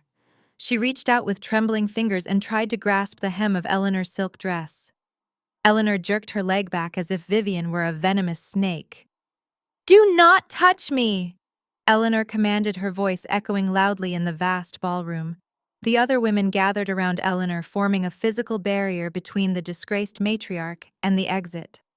One woman, a prominent judge who had eaten dinner at Vivian's table countless times, pulled out her phone and began aggressively typing, most likely drafting the emergency board meeting notice to officially strip Vivian of all her titles. Agent Harris stepped forward, holding out an evidence bag. "I will take that flash drive now, Aaliyah," he said, his tone entirely professional, but his eyes betraying a hint of satisfaction. I dropped the small black drive into the plastic bag, watching as he sealed it tight. "That drive holds the final nail for her," I told him quietly. "It has the wire transfer receipts, the fake vendor contracts, and the internal emails she sent to her offshore banker, instructing him to mix the charity funds with her personal allowance." Agent Harris nodded and handed the bag to a subordinate. Vivian heard the exchange and let out another devastating wail. She looked over at Jeremiah, hoping for her powerful husband to step in and save her from this nightmare. But Jeremiah just stared blankly at the wall. His empire was gone. His golden boy grandson was in a holding cell, and his own impending federal indictment was looming over him. He had no power left to save himself, let alone his weeping wife. I sat in my wheelchair and watched the women from the charity board walk out the grand double doors of the estate. They moved in unison, their heads held high, leaving the shattered ruins of the family behind them. Vivian was still sobbing on the floor, her hands covered in dust and her designer dress ruined. The high society life she had worshipped more than her own flesh and blood had finally rejected her. The federal agents began moving through the room, taking photographs of the space and directing the remaining staff to clear the area. My grandmother's entire existence had been reduced to a pathetic spectacle on a cold stone floor. Jeremiah watched his wife weeping on the floor with cold, detached eyes. The illusion of their perfect marriage had evaporated the moment the federal agents walked through the door. He did not care about Vivian or her ruined charity reputation. He only cared about survival. As the agents began taping off the grand piano where my sister-in-law had just been handcuffed, my grandfather slowly stood up from his velvet chair. He smoothed the lapels of his custom suit, trying to pull the remnants of his shattered dignity around himself like a shield. He looked at me, and the raw hatred in his eyes was almost palpable. "You really think you have outsmarted me, Aaliyah?" he said, his voice completely devoid of any familial warmth. "You think because Trayvon drained the trust and your grandmother was stupid enough to steal from sick children that I am finished? You think because you brought the federal government into my dining room that you have won this little war?" I kept my hands resting lightly on the wheels of my chair, holding his gaze. "You are finished, Jeremiah," I replied evenly. "The FBI has everything. The SEC is seizing your corporate assets. There is no magic trick that is going to pull you out of this hole." Jeremiah let out a harsh, dry laugh that sounded like breaking glass. It was the laugh of a man who believed he was entirely untouchable. "That is where you are wrong," he sneered, taking a deliberate step toward me. "You forgot one very important detail, you naive little girl. I still own this estate. This house, the grounds, the art collection, the vintage cars in the garage. It is all entirely in my name. It is not tied to the community retirement fund, and it is not tied to the family trust that your idiot brother gambled away. And I have already secured a buyer." I raised an eyebrow, allowing him to dig his grave just a little bit deeper. "A buyer?" I repeated, keeping my tone mild and unimpressed. "Yes, Aaliyah, a buyer." Jeremiah continued, his chest puffing out with that familiar toxic arrogance that had terrorized our family for decades. "I saw the writing on the wall weeks ago. I knew Trayvon was getting sloppy with the books, and I knew the auditors were circling. So I reached out to a very aggressive private equity firm based out of New York. Vanguard Holdings.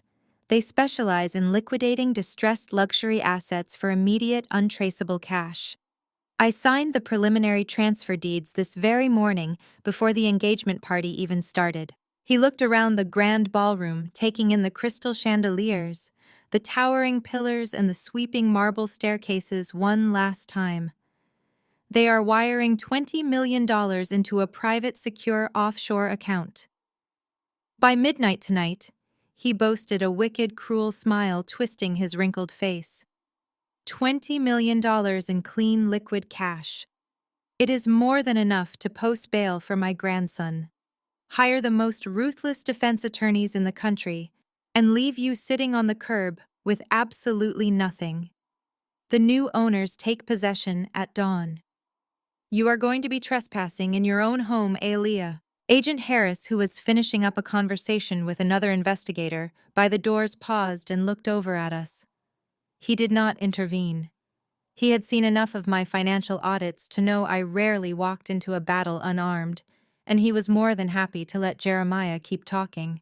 I let the silence stretch out for a long moment, letting Jeremiah bask in the glow of his supposed victory. It was truly fascinating to watch a man who had built an entire empire on manipulation completely fail to recognize when he was being played. He really believed his wealth made him a god. Vanguard Holdings, I repeated softly, testing the name on my tongue. They really are a ruthless firm, Jeremiah. They specialize in aggressive corporate takeovers and seizing physical assets from corrupt executives who are desperate to flee federal prosecution. They swoop in, buy the debt for pennies on the dollar, and completely strip the original owners of all their remaining power. Yes, they do, Jeremiah agreed, crossing his arms over his chest, his eyes gleaming with malicious triumph. And they are going to throw you out on the street tomorrow morning. You will not have a dime to your name. I shook my head slowly, resting my chin on my hand. They are not going to wire you a single penny, grandfather, I said, my voice dropping to a cool, steady whisper that cut right through his arrogance. And they are certainly not going to evict me from this estate. Jeremiah scoffed, taking another aggressive step forward, his face turning red with sudden frustration. The paperwork is already signed, he growled. The transfer is legally binding. You cannot stop it. You do not have the money or the power to block a Tier 1 private equity acquisition. I do not need to block the acquisition, Jeremiah, I replied, matching his intensity, because I initiated it. My grandfather froze his arms, dropping slowly to his sides. What are you talking about?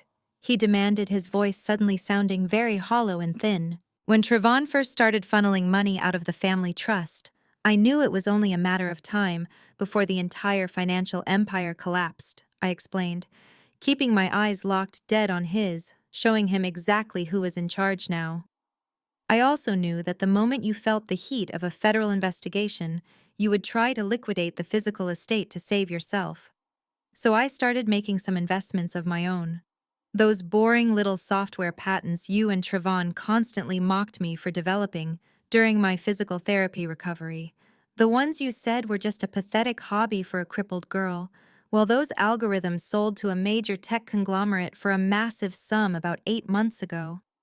I took that quiet, completely legitimate money, and I used it to buy a controlling interest in a mid-sized private equity firm operating out of New York. Jeremiah took a stumbling step backward, his mouth falling open as the realization hit him like a freight train.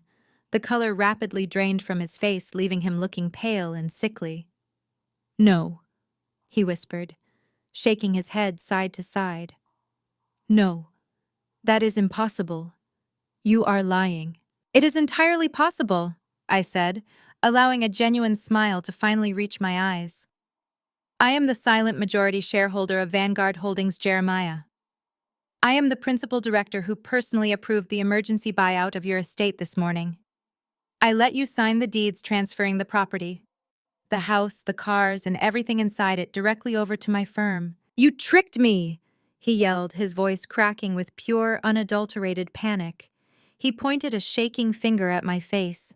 That is fraud. You cannot do that. I will sue you. It is not fraud, grandfather, I corrected him smoothly, leaning back in my chair. It is just business.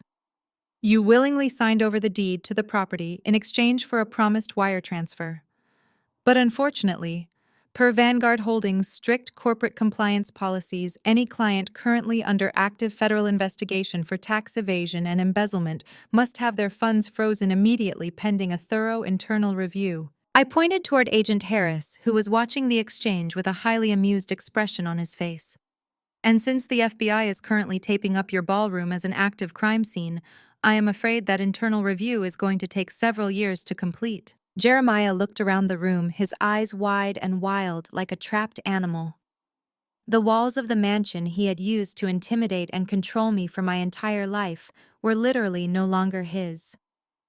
The roof over his head, the floor beneath his feet, all of it belonged to the granddaughter he had tried to destroy. So, to summarize, I said, tapping my fingers against the armrest of my chair, letting each word hit him like a physical blow. You do not have the $20 million. You do not have the offshore account. You do not have bail money for Trayvon or Harper, and you do not have a house. Vanguard Holdings owns this estate now, Jeremiah. Which means I own this estate. And I am officially evicting you. Jeremiah clutched his chest, gasping for air, as the full weight of his absolute ruin finally crushed him. His knees gave out completely, and he collapsed onto the floor, right next to the scattered pieces of Vivian's fake emeralds. The great patriarch of the family, the man who had ordered the destruction of my legs to protect his wealth, was now sitting in the dust stripped of every single thing he valued. He was sobbing now, a pathetic, broken sound that echoed in the empty room. Agent Harris stepped forward, pulling the final pair of handcuffs from his tactical belt.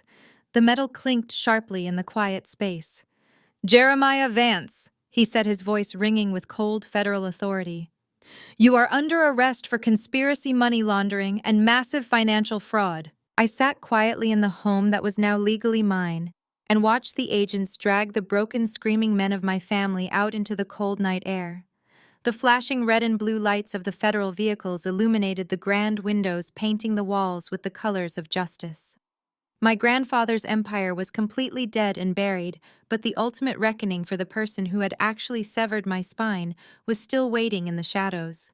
The flashing red and blue lights of the federal vehicles finally disappeared down the long, winding driveway, leaving the grand estate in absolute silence. For the first time in my entire life, I was completely alone in this massive house, and more importantly, the house finally belonged entirely to me. The silence was thick and heavy, replacing the years of screaming manipulation and toxic arrogance that used to echo off these marble walls. As I sat there looking at the empty velvet chairs and the discarded pieces of Vivian's fake jewelry, my mind drifted back to the cold, sterile walls of the rehabilitation hospital where this entire plan was born. They had dumped me in that private, long-term care facility like a broken toy. After the accident that severed my spine, Jeremiah and Vivian paid for the most expensive room available, not because they cared about my recovery, but because they wanted to ensure my complete isolation. They wanted me hidden away, where my ruined legs could not ruin their perfect family aesthetic. The doctors told me I would never walk again. The nurses looked at me with deep pity, and my family simply stopped calling. I spent the first few weeks staring at the ceiling, completely paralyzed from the waist down, drowning in a sea of absolute despair. But eventually, the grief burned away and left something much stronger behind. Anger is a remarkable substitute for a working spine. While they were out spending the stolen charity funds and bleeding the family trust dry, I was lying in that hospital bed with my old company laptop resting on my rolling tray table. Jeremiah was so arrogant, he had simply fired me from the family firm after my accident, but he never bothered to revoke my administrative access to the corporate network. He genuinely believed I was too broken to ever look at a spreadsheet again. He was dead wrong. The nights in the hospital were the hardest because the pain medication rarely worked, so I simply stopped sleeping. Instead, I audited. Hour after hour, night after night, I dug through thousands of encrypted spreadsheets, offshore transfer logs, and fake vendor contracts. I tracked every single stolen dollar Trayvon wired to the Bahamas. I cataloged every fake invoice Vivian filed for her charity galas. I downloaded the complete financial history of their corruption straight onto a hidden hard drive, while the night nurses thought I was just watching movies. But knowing the truth was not enough to stop them. I realized very quickly that taking this evidence to the authorities right then would only result in Jeremiah hiring the best lawyers in the country to bury me. He would frame me for the embezzlement. He would use his wealth to crush me. I needed real power, and in my family, power only meant one thing. I needed cold, hard, untraceable cash. My physical therapy left me physically exhausted and in constant agony, but my mind was sharper than it had ever been. I started day trading from my hospital bed using a tiny forgotten inheritance my real father had left me years ago, that Jeremiah never bothered to steal because the amount was too small for him to care about. I used my deep background in financial analytics to develop predictive trading software. I spent my isolated days analyzing market patterns, coding algorithms, and moving money in absolute silence.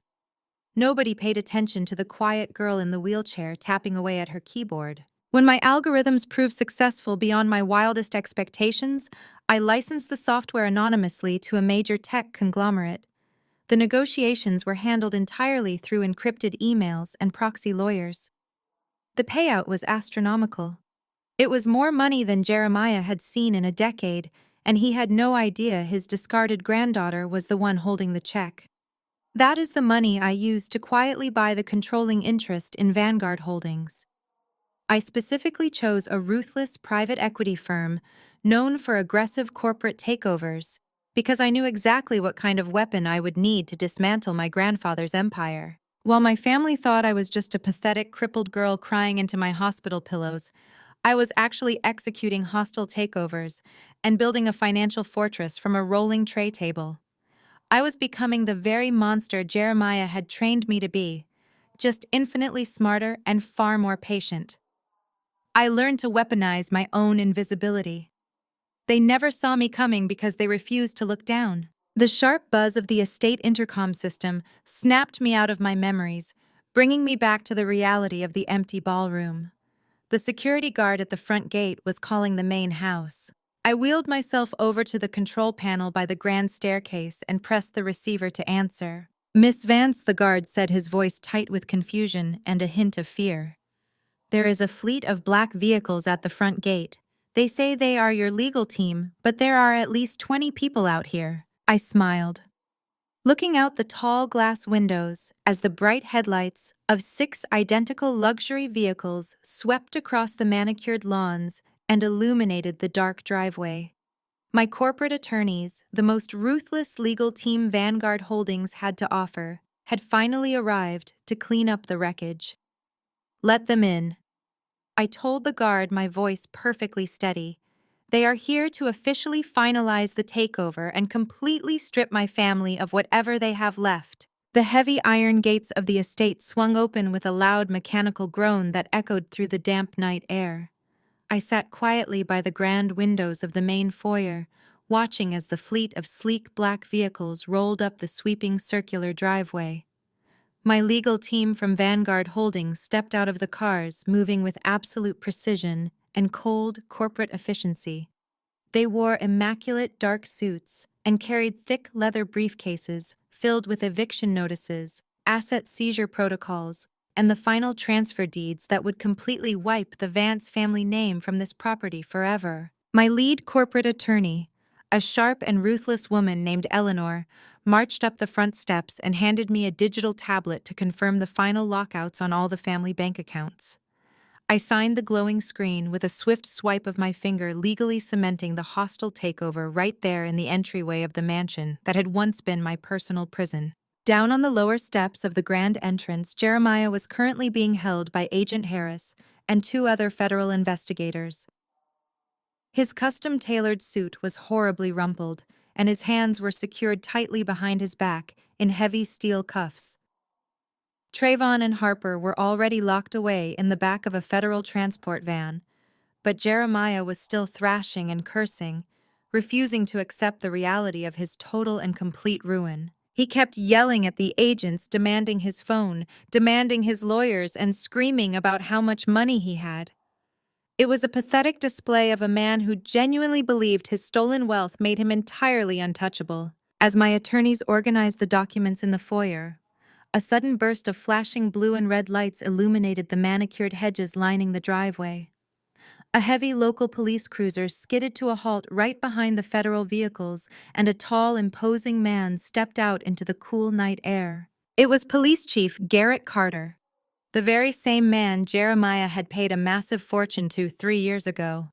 The man who had officially ruled my horrific, paralyzing injury a tragic little accident, instead of the calculated attempted murder that it actually was. Jeremiah saw the police chief step out of the cruiser, and the absolute panic on my grandfather's face instantly transformed into a desperate, frantic wave of hope. He actually smiled, a twisted, ugly expression of pure, toxic relief. His chest puffed out, and his entire demeanor shifted back to the arrogant tyrant I had known my whole life. "Carter," Jeremiah yelled, struggling against the firm grip of the federal agents. "Carter, thank God you are here. You need to shut this circus down immediately. This is my private property, and these federal agents are completely overstepping their jurisdiction. My psychotic granddaughter orchestrated a fraudulent hostile takeover, and she is manipulating authorities with forged documents. I need you to arrest her right now for corporate espionage and grand larceny. Use your local authority and get these people off my lawn." I wheeled myself out through the open front doors onto the wide marble portico, looking down at the pathetic scene unfolding on the driveway. The cool night air washed over my face, but I felt completely warm inside, entirely insulated by the absolute fortress of truth I had built around myself over the last 3 years. Chief Carter did not rush to my grandfather's aid. He did not shout orders at his local officers to interfere with the federal agents. Instead, he walked slowly up the driveway, his face like a mask of carved stone. The flashing blue and red lights painted harsh shadows across his features.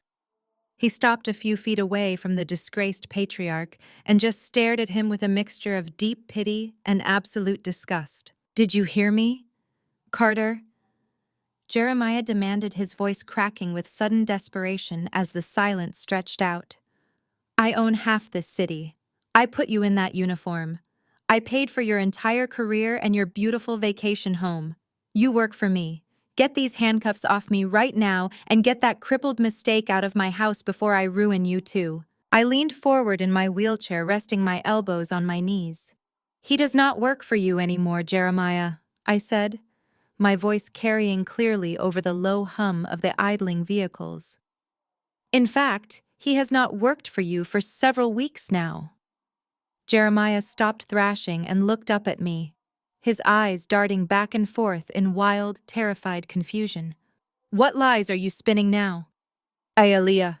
He spat out the bravado, finally starting to bleed out of his tone. Chief Carter finally spoke, his deep, gruff voice cutting through the night. "She is not spinning anything, Jeremiah. The game is completely over."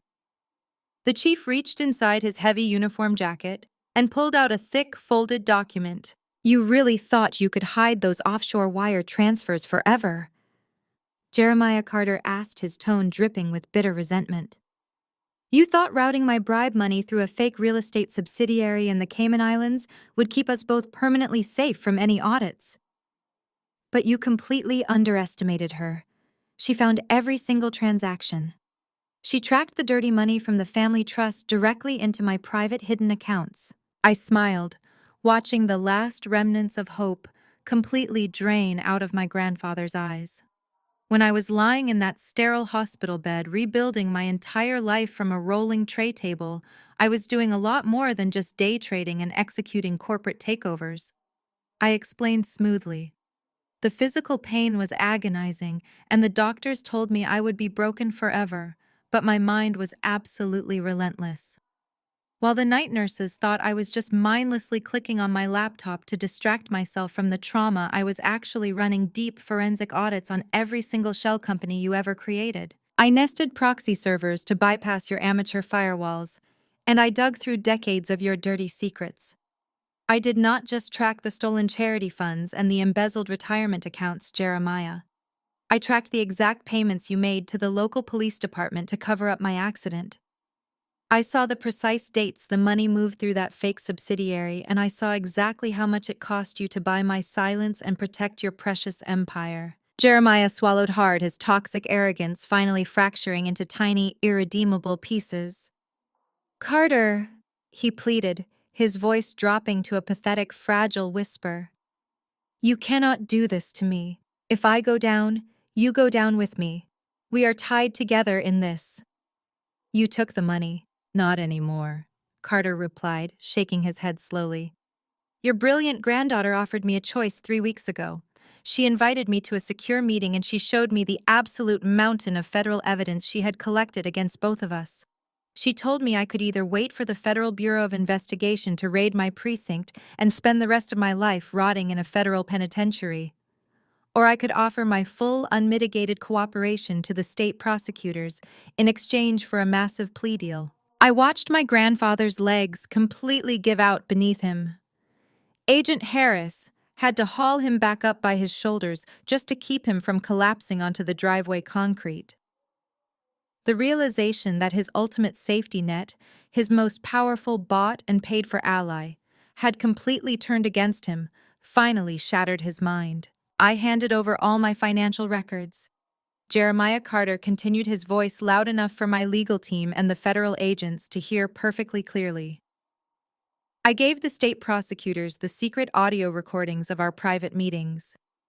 I gave them the original unedited police reports from the night your men deliberately tampered with the brakes on Aaliyah Carr. I handed over the absolute undeniable proof that you explicitly ordered the hit on your own granddaughter because you found out she was quietly investigating your massive embezzlement scheme." The absolute silence that fell over the driveway was deafening. Even the federal agents who had already arrested him for wire fraud and tax evasion looked at Jeremiah with a renewed sense of profound disgust.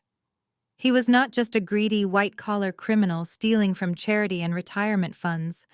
He was a ruthless monster who had actively tried to murder his own flesh and blood just to protect his stolen wealth. "No!" Jeremiah gasped, shaking his head back and forth wildly, his chest heaving with panic. "No, you cannot prove that. I never explicitly told anyone to hurt her. It was just a tragic accident. You are all lying to frame me because you want my money." Chief Carter stepped right up to my grandfather, unfolding the thick legal document he had pulled from his uniform jacket. He shoved the heavy paper directly against my grandfather's chest. "This is not a federal warrant for wire fraud." Jeremiah Carter stated, his voice completely cold and entirely unforgiving. "This is a state subpoena and a direct warrant for your immediate arrest on the charges of attempted murder, criminal conspiracy, and the deliberate obstruction of justice." The heavy paper crinkled against Jeremiah's chest as the reality of the state warrant finally shattered his mind completely. The man who had ruled our family with an iron fist, who had literally ordered my brakes to be cut just to silence me, was now sobbing like a terrified child. Chief Carter did not show an ounce of mercy. He grabbed my grandfather by the back of his expensive custom suit and shoved him toward the waiting police cruisers.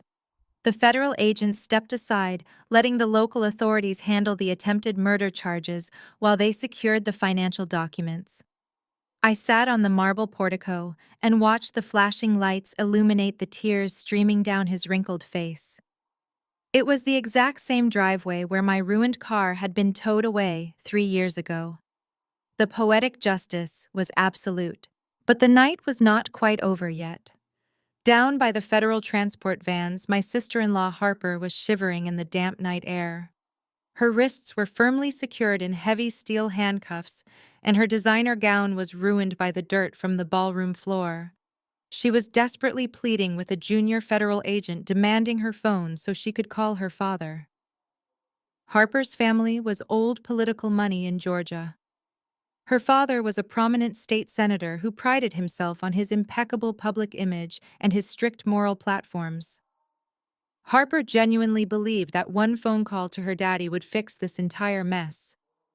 She thought political privilege was a magical shield that could simply erase federal wire fraud and embezzlement. I wheeled myself slowly down the smooth concrete ramp, moving toward the transport vans.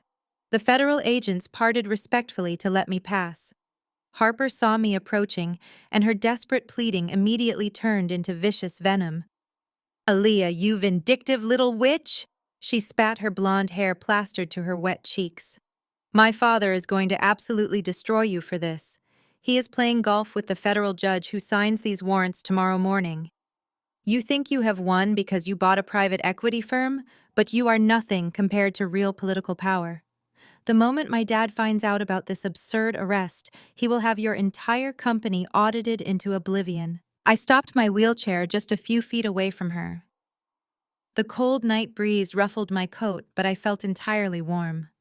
I pulled a sleek digital tablet from my lap and tapped the screen once to wake it up.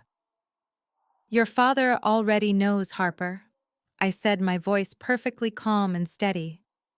In fact, he has known since 4 o'clock this afternoon. I sent his chief of staff a highly encrypted file containing all the digital copies of your offshore burner phone transcripts. I made sure he saw the exact messages where you explicitly admitted to laundering stolen charity funds to pay for your luxury vacations. I also included the wire transfer receipts that prove you used his personal political campaign accounts to mask the transaction fees. Harper's jaw dropped. The venomous anger in her eyes flickered and died, replaced by a sudden hollow terror. You sent that to his office, she whispered, her voice cracking. You exposed him to federal conspiracy charges. My father is running for re-election next month. He is running for re-election, I agreed, nodding slowly. Which means he cares far more about his polling numbers than he cares about a daughter who just handed his political opponents the ultimate blackmail material. I turned the tablet around so the glowing screen faced her directly. I thought you might want to read the official press release his campaign office published exactly 20 minutes ago. Harper leaned forward, straining against her handcuffs to read the bright text on the screen. I read the words aloud just to make sure the reality truly sank in. The office of the senator is deeply shocked and horrified by the federal allegations brought against Harper Vance and the Vance family. The senator strongly condemns any and all financial corruption and extends his deepest sympathies to the victims of this terrible embezzlement scheme. Effective immediately, the senator is completely severing all personal and financial ties with Harper Vance. Her actions do not reflect the values of this office or this family. I watched the absolute disbelief wash over her face as she read the words again and again. Her eyes darted across the digital screen, searching for some hidden loophole or some subtle message of coded support from her powerful father. But there was nothing. The press release was a masterpiece of political self-preservation. It did not just distance the senator from his daughter, it actively condemned her. It painted her as a rogue element, a tragic disappointment who had strayed from her noble roots. Her father had instructed his public relations team to bury her under the bus so deeply that no investigative journalist could ever link his campaign funds to her offshore accounts. You understand what this means? Harper, I asked softly, tapping the screen of the tablet. Your father has already handed his financial records over to the Federal Bureau of Investigation to prove he was entirely unaware of your little money laundering scheme. He sacrificed you to protect his Senate seat. Your trust fund is frozen. Your family accounts are locked. The pristine political dynasty you spent your entire life bragging about has officially disowned you. You have no money, no lawyers, and absolutely no leverage left to negotiate with. Harper began to shake, her entire body trembling in the cool night air. The realization that she was completely isolated, that her carefully curated high society shield was entirely gone, was too much for her fragile ego to process. She looked at the federal transport van waiting with its doors wide open, revealing the stark metal benches inside. She looked at the federal agents who were watching her with cold, detached expressions. And then she looked at me sitting comfortably in the wheelchair she had always despised. She dropped to her knees. The sound of her expensive silk tearing against the rough concrete of the driveway was loud in the quiet night. She did not care about her dignity anymore. She did not care about her ruined dress or her smeared makeup. She crawled forward on her knees, stopping just inches from my footrests. "Aaliyah, please," she begged, her voice cracking into a high-pitched wail of absolute desperation. "I am so sorry. I was so wrong to treat you the way I did. I was just following Trevon's lead. He made me do those things. He told me to ignore you. He told me to act like you were invisible. You have to believe me. I never wanted to hurt you. The sheer audacity of her lies was almost impressive. Even now, kneeling in the dirt-facing years in a federal penitentiary, she was still trying to manipulate the narrative. She was still trying to play the innocent victim who had been led astray by bad men. You are lying. Harper? I said, my voice perfectly steady. You loved treating me like garbage. You loved having someone to look down on to make yourself feel superior. You enjoyed every single second of your cruelty. She sobbed harder, pressing her face against the cold metal of my footrests. Her tears left wet streaks on the polished chrome. I will do anything, she cried, her voice muffled and pathetic. Please, Aaliyah, you own the private equity firm. You have all the money and all the power now. You can afford the best defense attorneys in the country. You can tell the federal agents that I was a confidential informant for you. You can say I gathered the burner phone evidence on purpose to help your investigation. Please just give me a chance. I cannot go to prison. The women in there will kill me. I am too fragile for a cage. I will be your servant. I will scrub the floors of this mansion every single day for the rest of my life. Just please save me from this nightmare. I looked down at the trembling, weeping woman kneeling in the dirt at my feet. She was offering to become a slave, offering to betray her husband and her family, offering to do absolutely anything just to avoid the consequences of her own boundless greed. The Vanguard logistics team did not just stop at the driveway. Eleanor gave a swift, sharp nod, and dozens of men in stark black uniforms marched past the stunned party guests and directly through the open mahogany doors of the main house. They were carrying heavy-duty dollies, thick rolls of industrial packing tape, and stacks of flattened cardboard boxes. The absolute ruthless efficiency of the corporate machine was a beautiful thing to witness.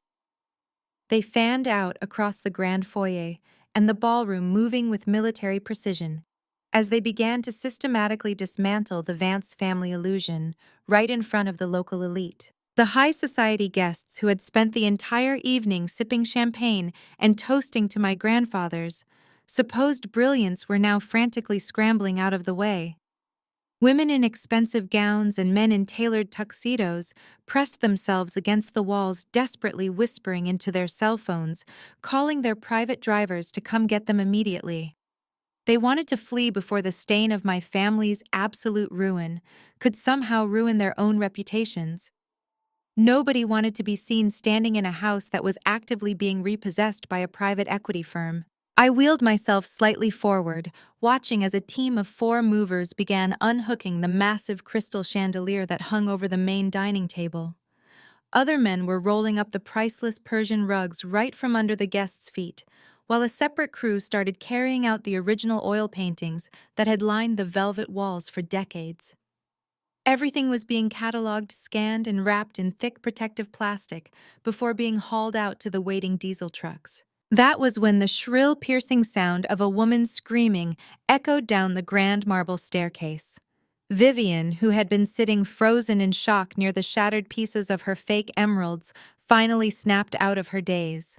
2 Vanguard employees were marching down the stairs carrying massive heavy-duty wardrobe boxes and several long clothing racks draped in thick plastic.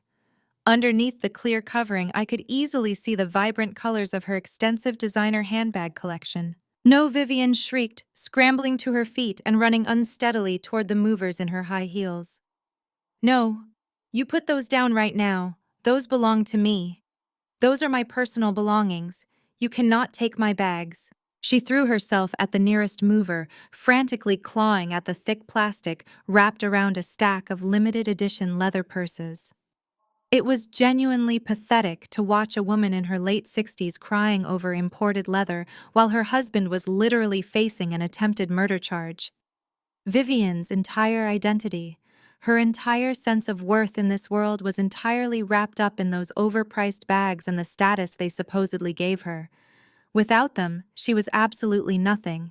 Eleanor stepped smoothly into Vivian's path, holding up her digital tablet like a shield.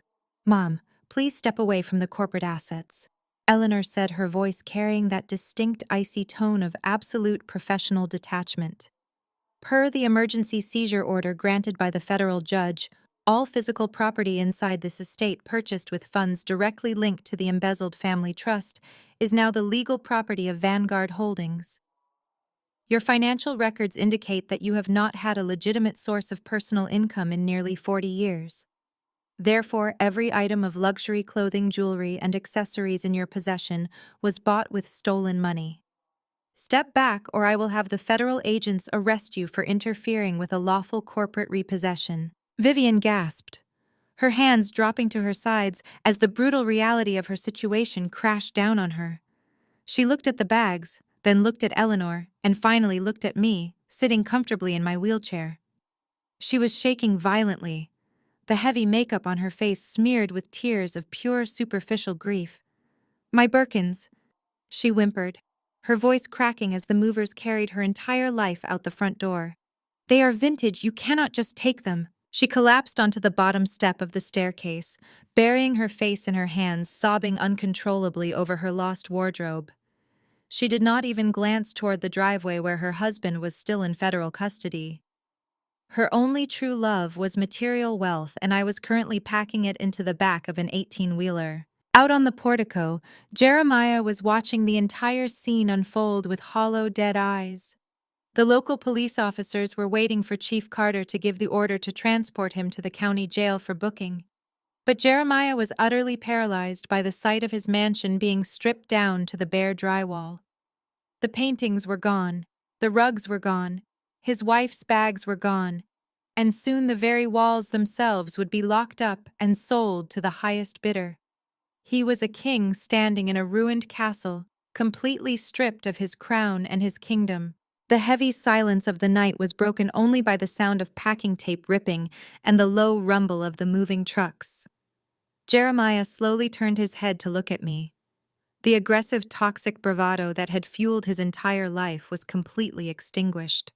His shoulders sagged, his chest caved in, and the sheer weight of his spectacular failure seemed to crush the very breath out of his lungs. He looked at the steel handcuffs digging into his wrists. He looked at the flashing red and blue lights waiting to take him to a concrete cell. And then the great patriarch of the Vance family, the man who had demanded total obedience and ruled through absolute fear, simply gave up. His knees buckled and he dropped straight down onto the hard gravel of the driveway. The sharp stones tore through the knees of his expensive tailored trousers, but he did not even seem to feel it. He knelt there in the dirt, an old broken man completely surrounded by the wreckage of his own arrogant ambition. He craned his neck, looking up at me on the portico with tears streaming down his weathered cheeks. "Aaliyah, please!" Jeremiah croaked, his voice shaking with absolute terror. "Please, you have to stop this. I am your grandfather. We are family. You have my blood in your veins. You cannot just leave me like this. I am an old man. I will die in a prison cell, Aaliyah. They will lock me away and I will never breathe free air again. Please, you have to tell the federal agents you made a mistake. You have to tell Carter to drop the charges. You own the firm, you can give the money back. We can fix this as a family. Please, I am begging you." I stared down at him, listening to him desperately invoke the concept of family loyalty. It was the ultimate hypocrisy. This was the exact same man who had ordered his associates to tamper with my brakes because I had dared to question his fraudulent accounting. This was the man who had forced me into a wheelchair and then abandoned me in a sterile hospital room, hoping I would just quietly fade away and die so he could keep buying imported cars and custom suits. He did not care about my blood when it was spilling out over the crushed steering column of my car.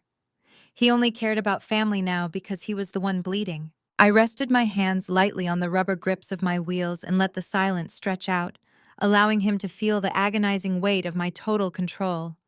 The night air felt incredibly refreshing. "Family is a word you only use when you want something, Jeremiah," I said, my voice cutting through the damp night air with absolute crystal clarity.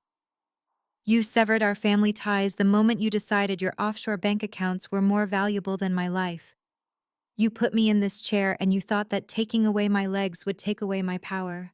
You thought I was completely helpless. Jeremiah sobbed, shaking his head desperately from side to side. I was wrong. He wept, the tears dripping off his chin onto the gravel. I was so wrong, Aaliyah. Please, I will do anything. Just tell them to stop.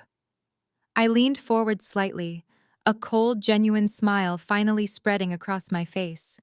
You still think this is just about money and a hostile takeover, do you not? I asked softly, letting the words sink into his panicked mind.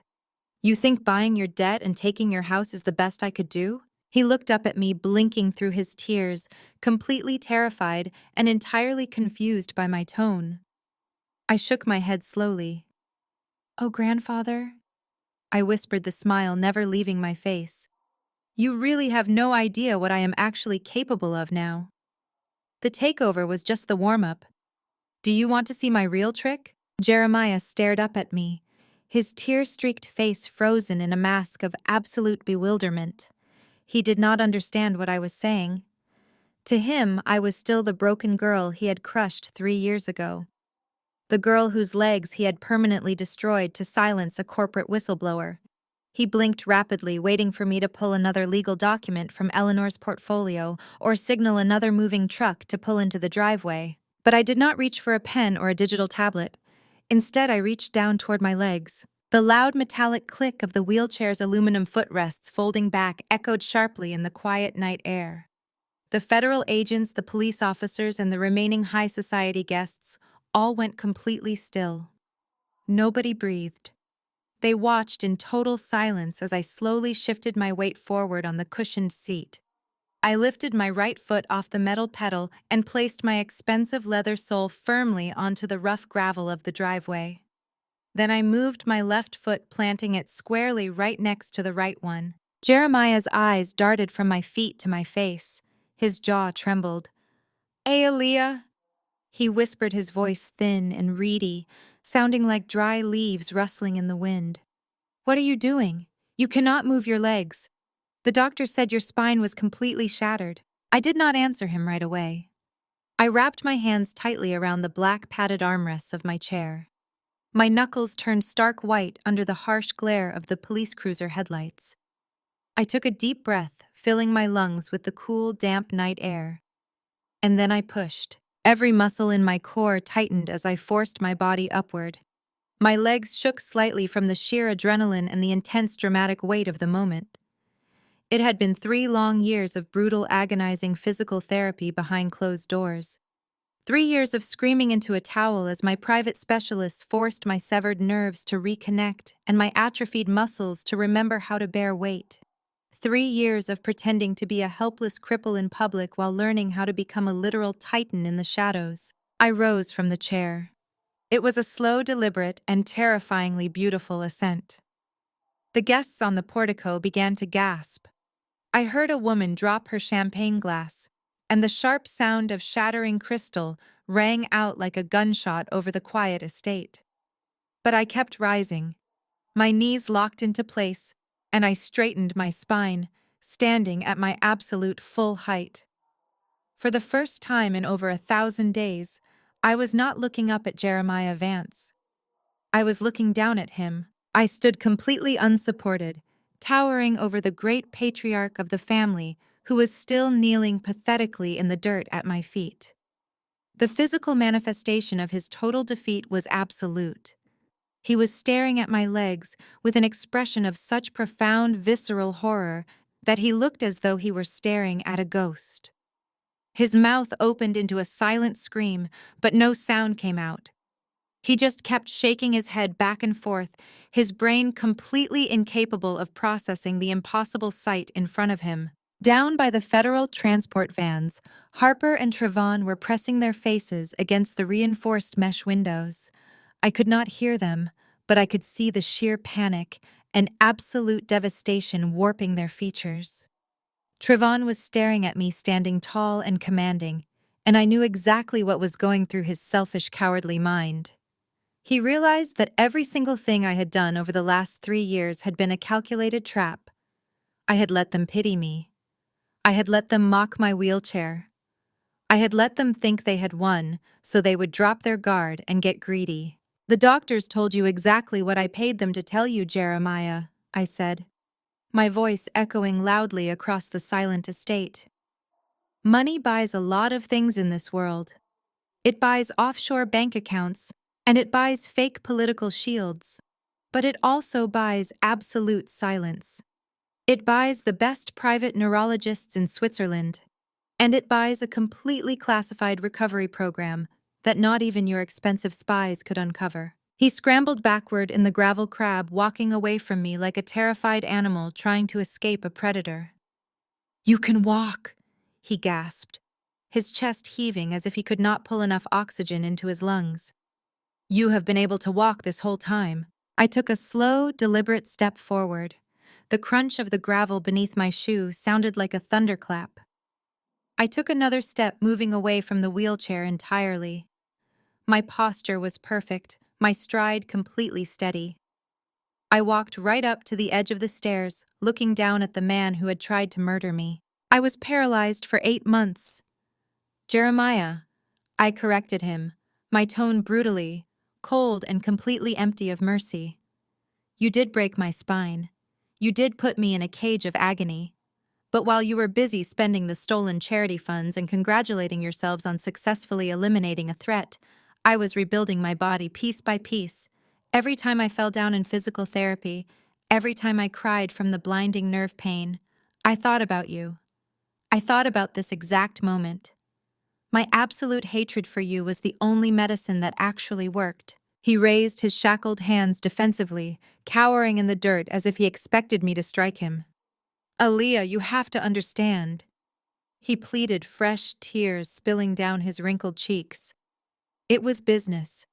You were threatening the legacy. I had to protect the family from the state auditors. I did what any patriarch would do." "And look at the family now," I replied, sweeping my arm toward the federal vans and the endless line of moving trucks. "Harper is going to federal prison for money laundering. Trayvon is facing decades behind bars for wire fraud and embezzlement.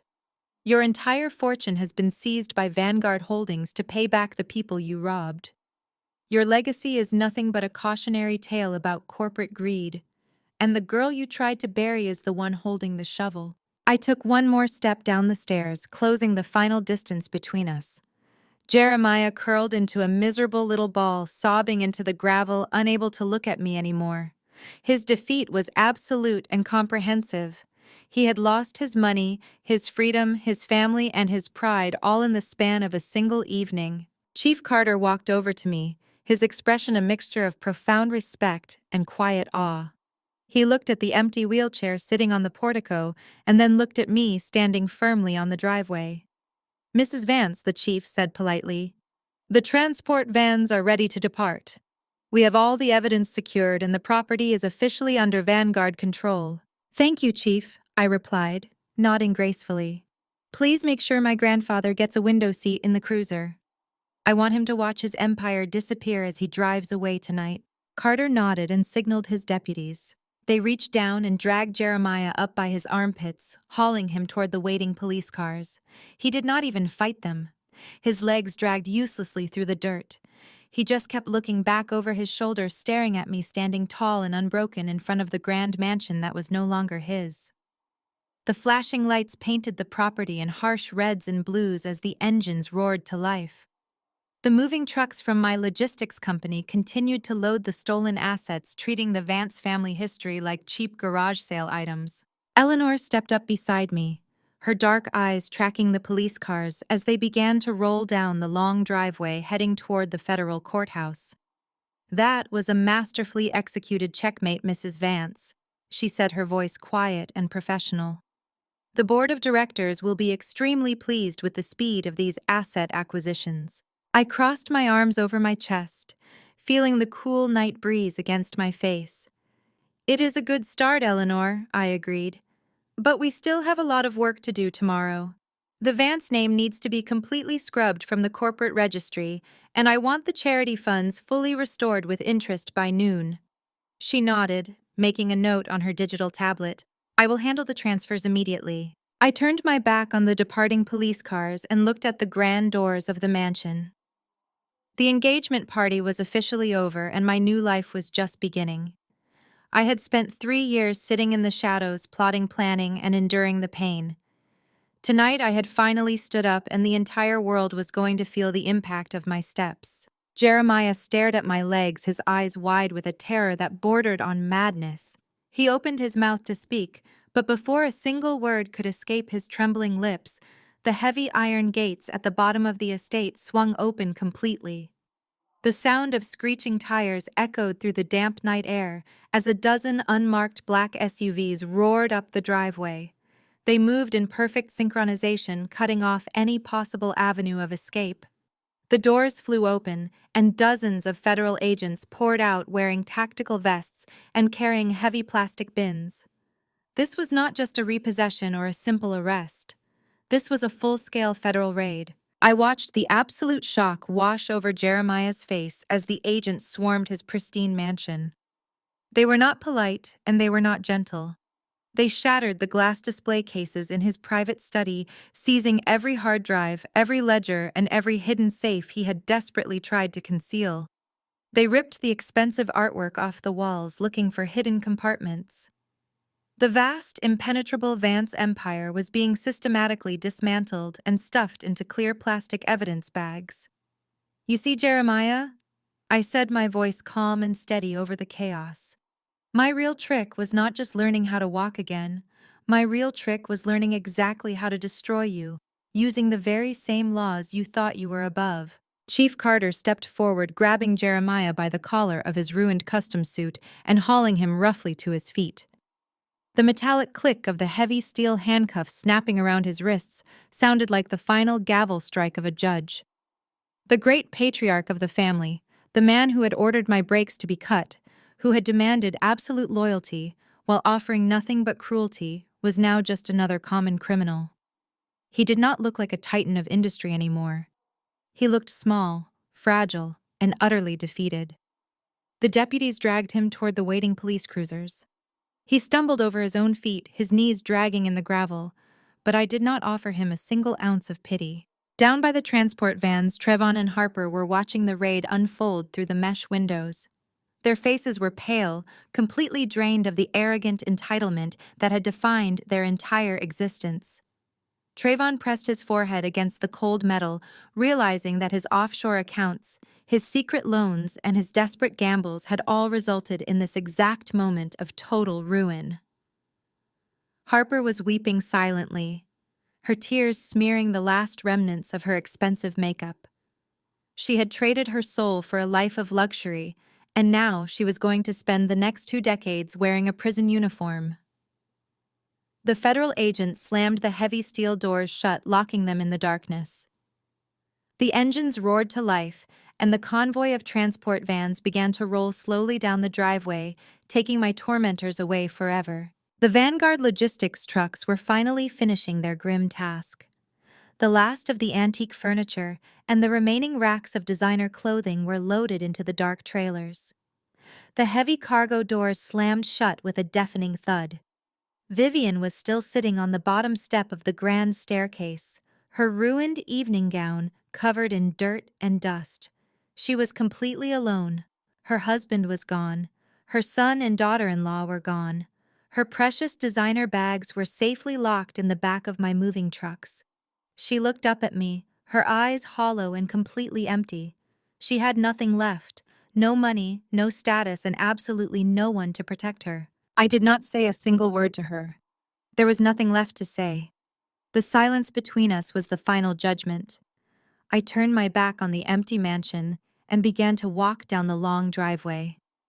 Every step I took was a testament to my survival. The muscles in my legs ached, but the pain was glorious. It was the feeling of absolute freedom. I walked past the empty wheelchair, leaving it sitting on the portico as a monument to the girl I used to be. That girl was gone. She had died in a hospital bed 3 years ago. The woman walking down the driveway was a vanguard, a conqueror who had taken back everything that was stolen from her. At the end of the circular driveway, A sleek black Maybach glided silently to a halt. The driver stepped out wearing a crisp dark suit and respectfully opened the rear door for me. I paused for just a fraction of a second, resting my hand on the polished roof of the car. I looked back at the grand estate one last time. The flashing red and blue police lights were fading into the distance. The moving trucks were rolling out of the gates. And there, in the center of the massive, empty driveway, stood Vivian Vance. She was shivering in the cool night air, a broken queen standing in the ruins of a fallen empire. She was completely isolated, trapped in a prison of her own making. I slid into the soft leather interior of the Maybach. The driver closed the heavy door, sealing me inside the quiet, luxurious cabin. The engine purred smoothly, and the car began to glide down the winding road, leaving the estate behind me forever. I leaned my head against the cool glass of the window, watching the dark trees blur past. The nightmare was finally over. The people who had tried to break me were locked in cages or left to rot in the ashes of their own greed. I had not just survived their cruelty, I had weaponized it and used it to orchestrate the most perfect, absolute revenge. I closed my eyes, feeling a deep, profound sense of peace settle over my heart. My legs were strong, my future was secure, and the world was entirely mine. The core lesson from Aelia's journey is that true power does not come from inherited wealth or high society illusions. It is forged in the quiet shadows of adversity. When toxic family members underestimate you, they simply hand you the greatest advantage, which is the element of complete surprise. Greed is a fragile foundation that will always collapse under the crushing weight of the truth. Her story proves that the best revenge is never impulsive, but cold, calculated, and undeniably absolute. Never let anyone confine you to the cage they built for you. Tell us in the comments if you have ever had to break free from a toxic family to reclaim your power, and subscribe for more stories of ultimate redemption.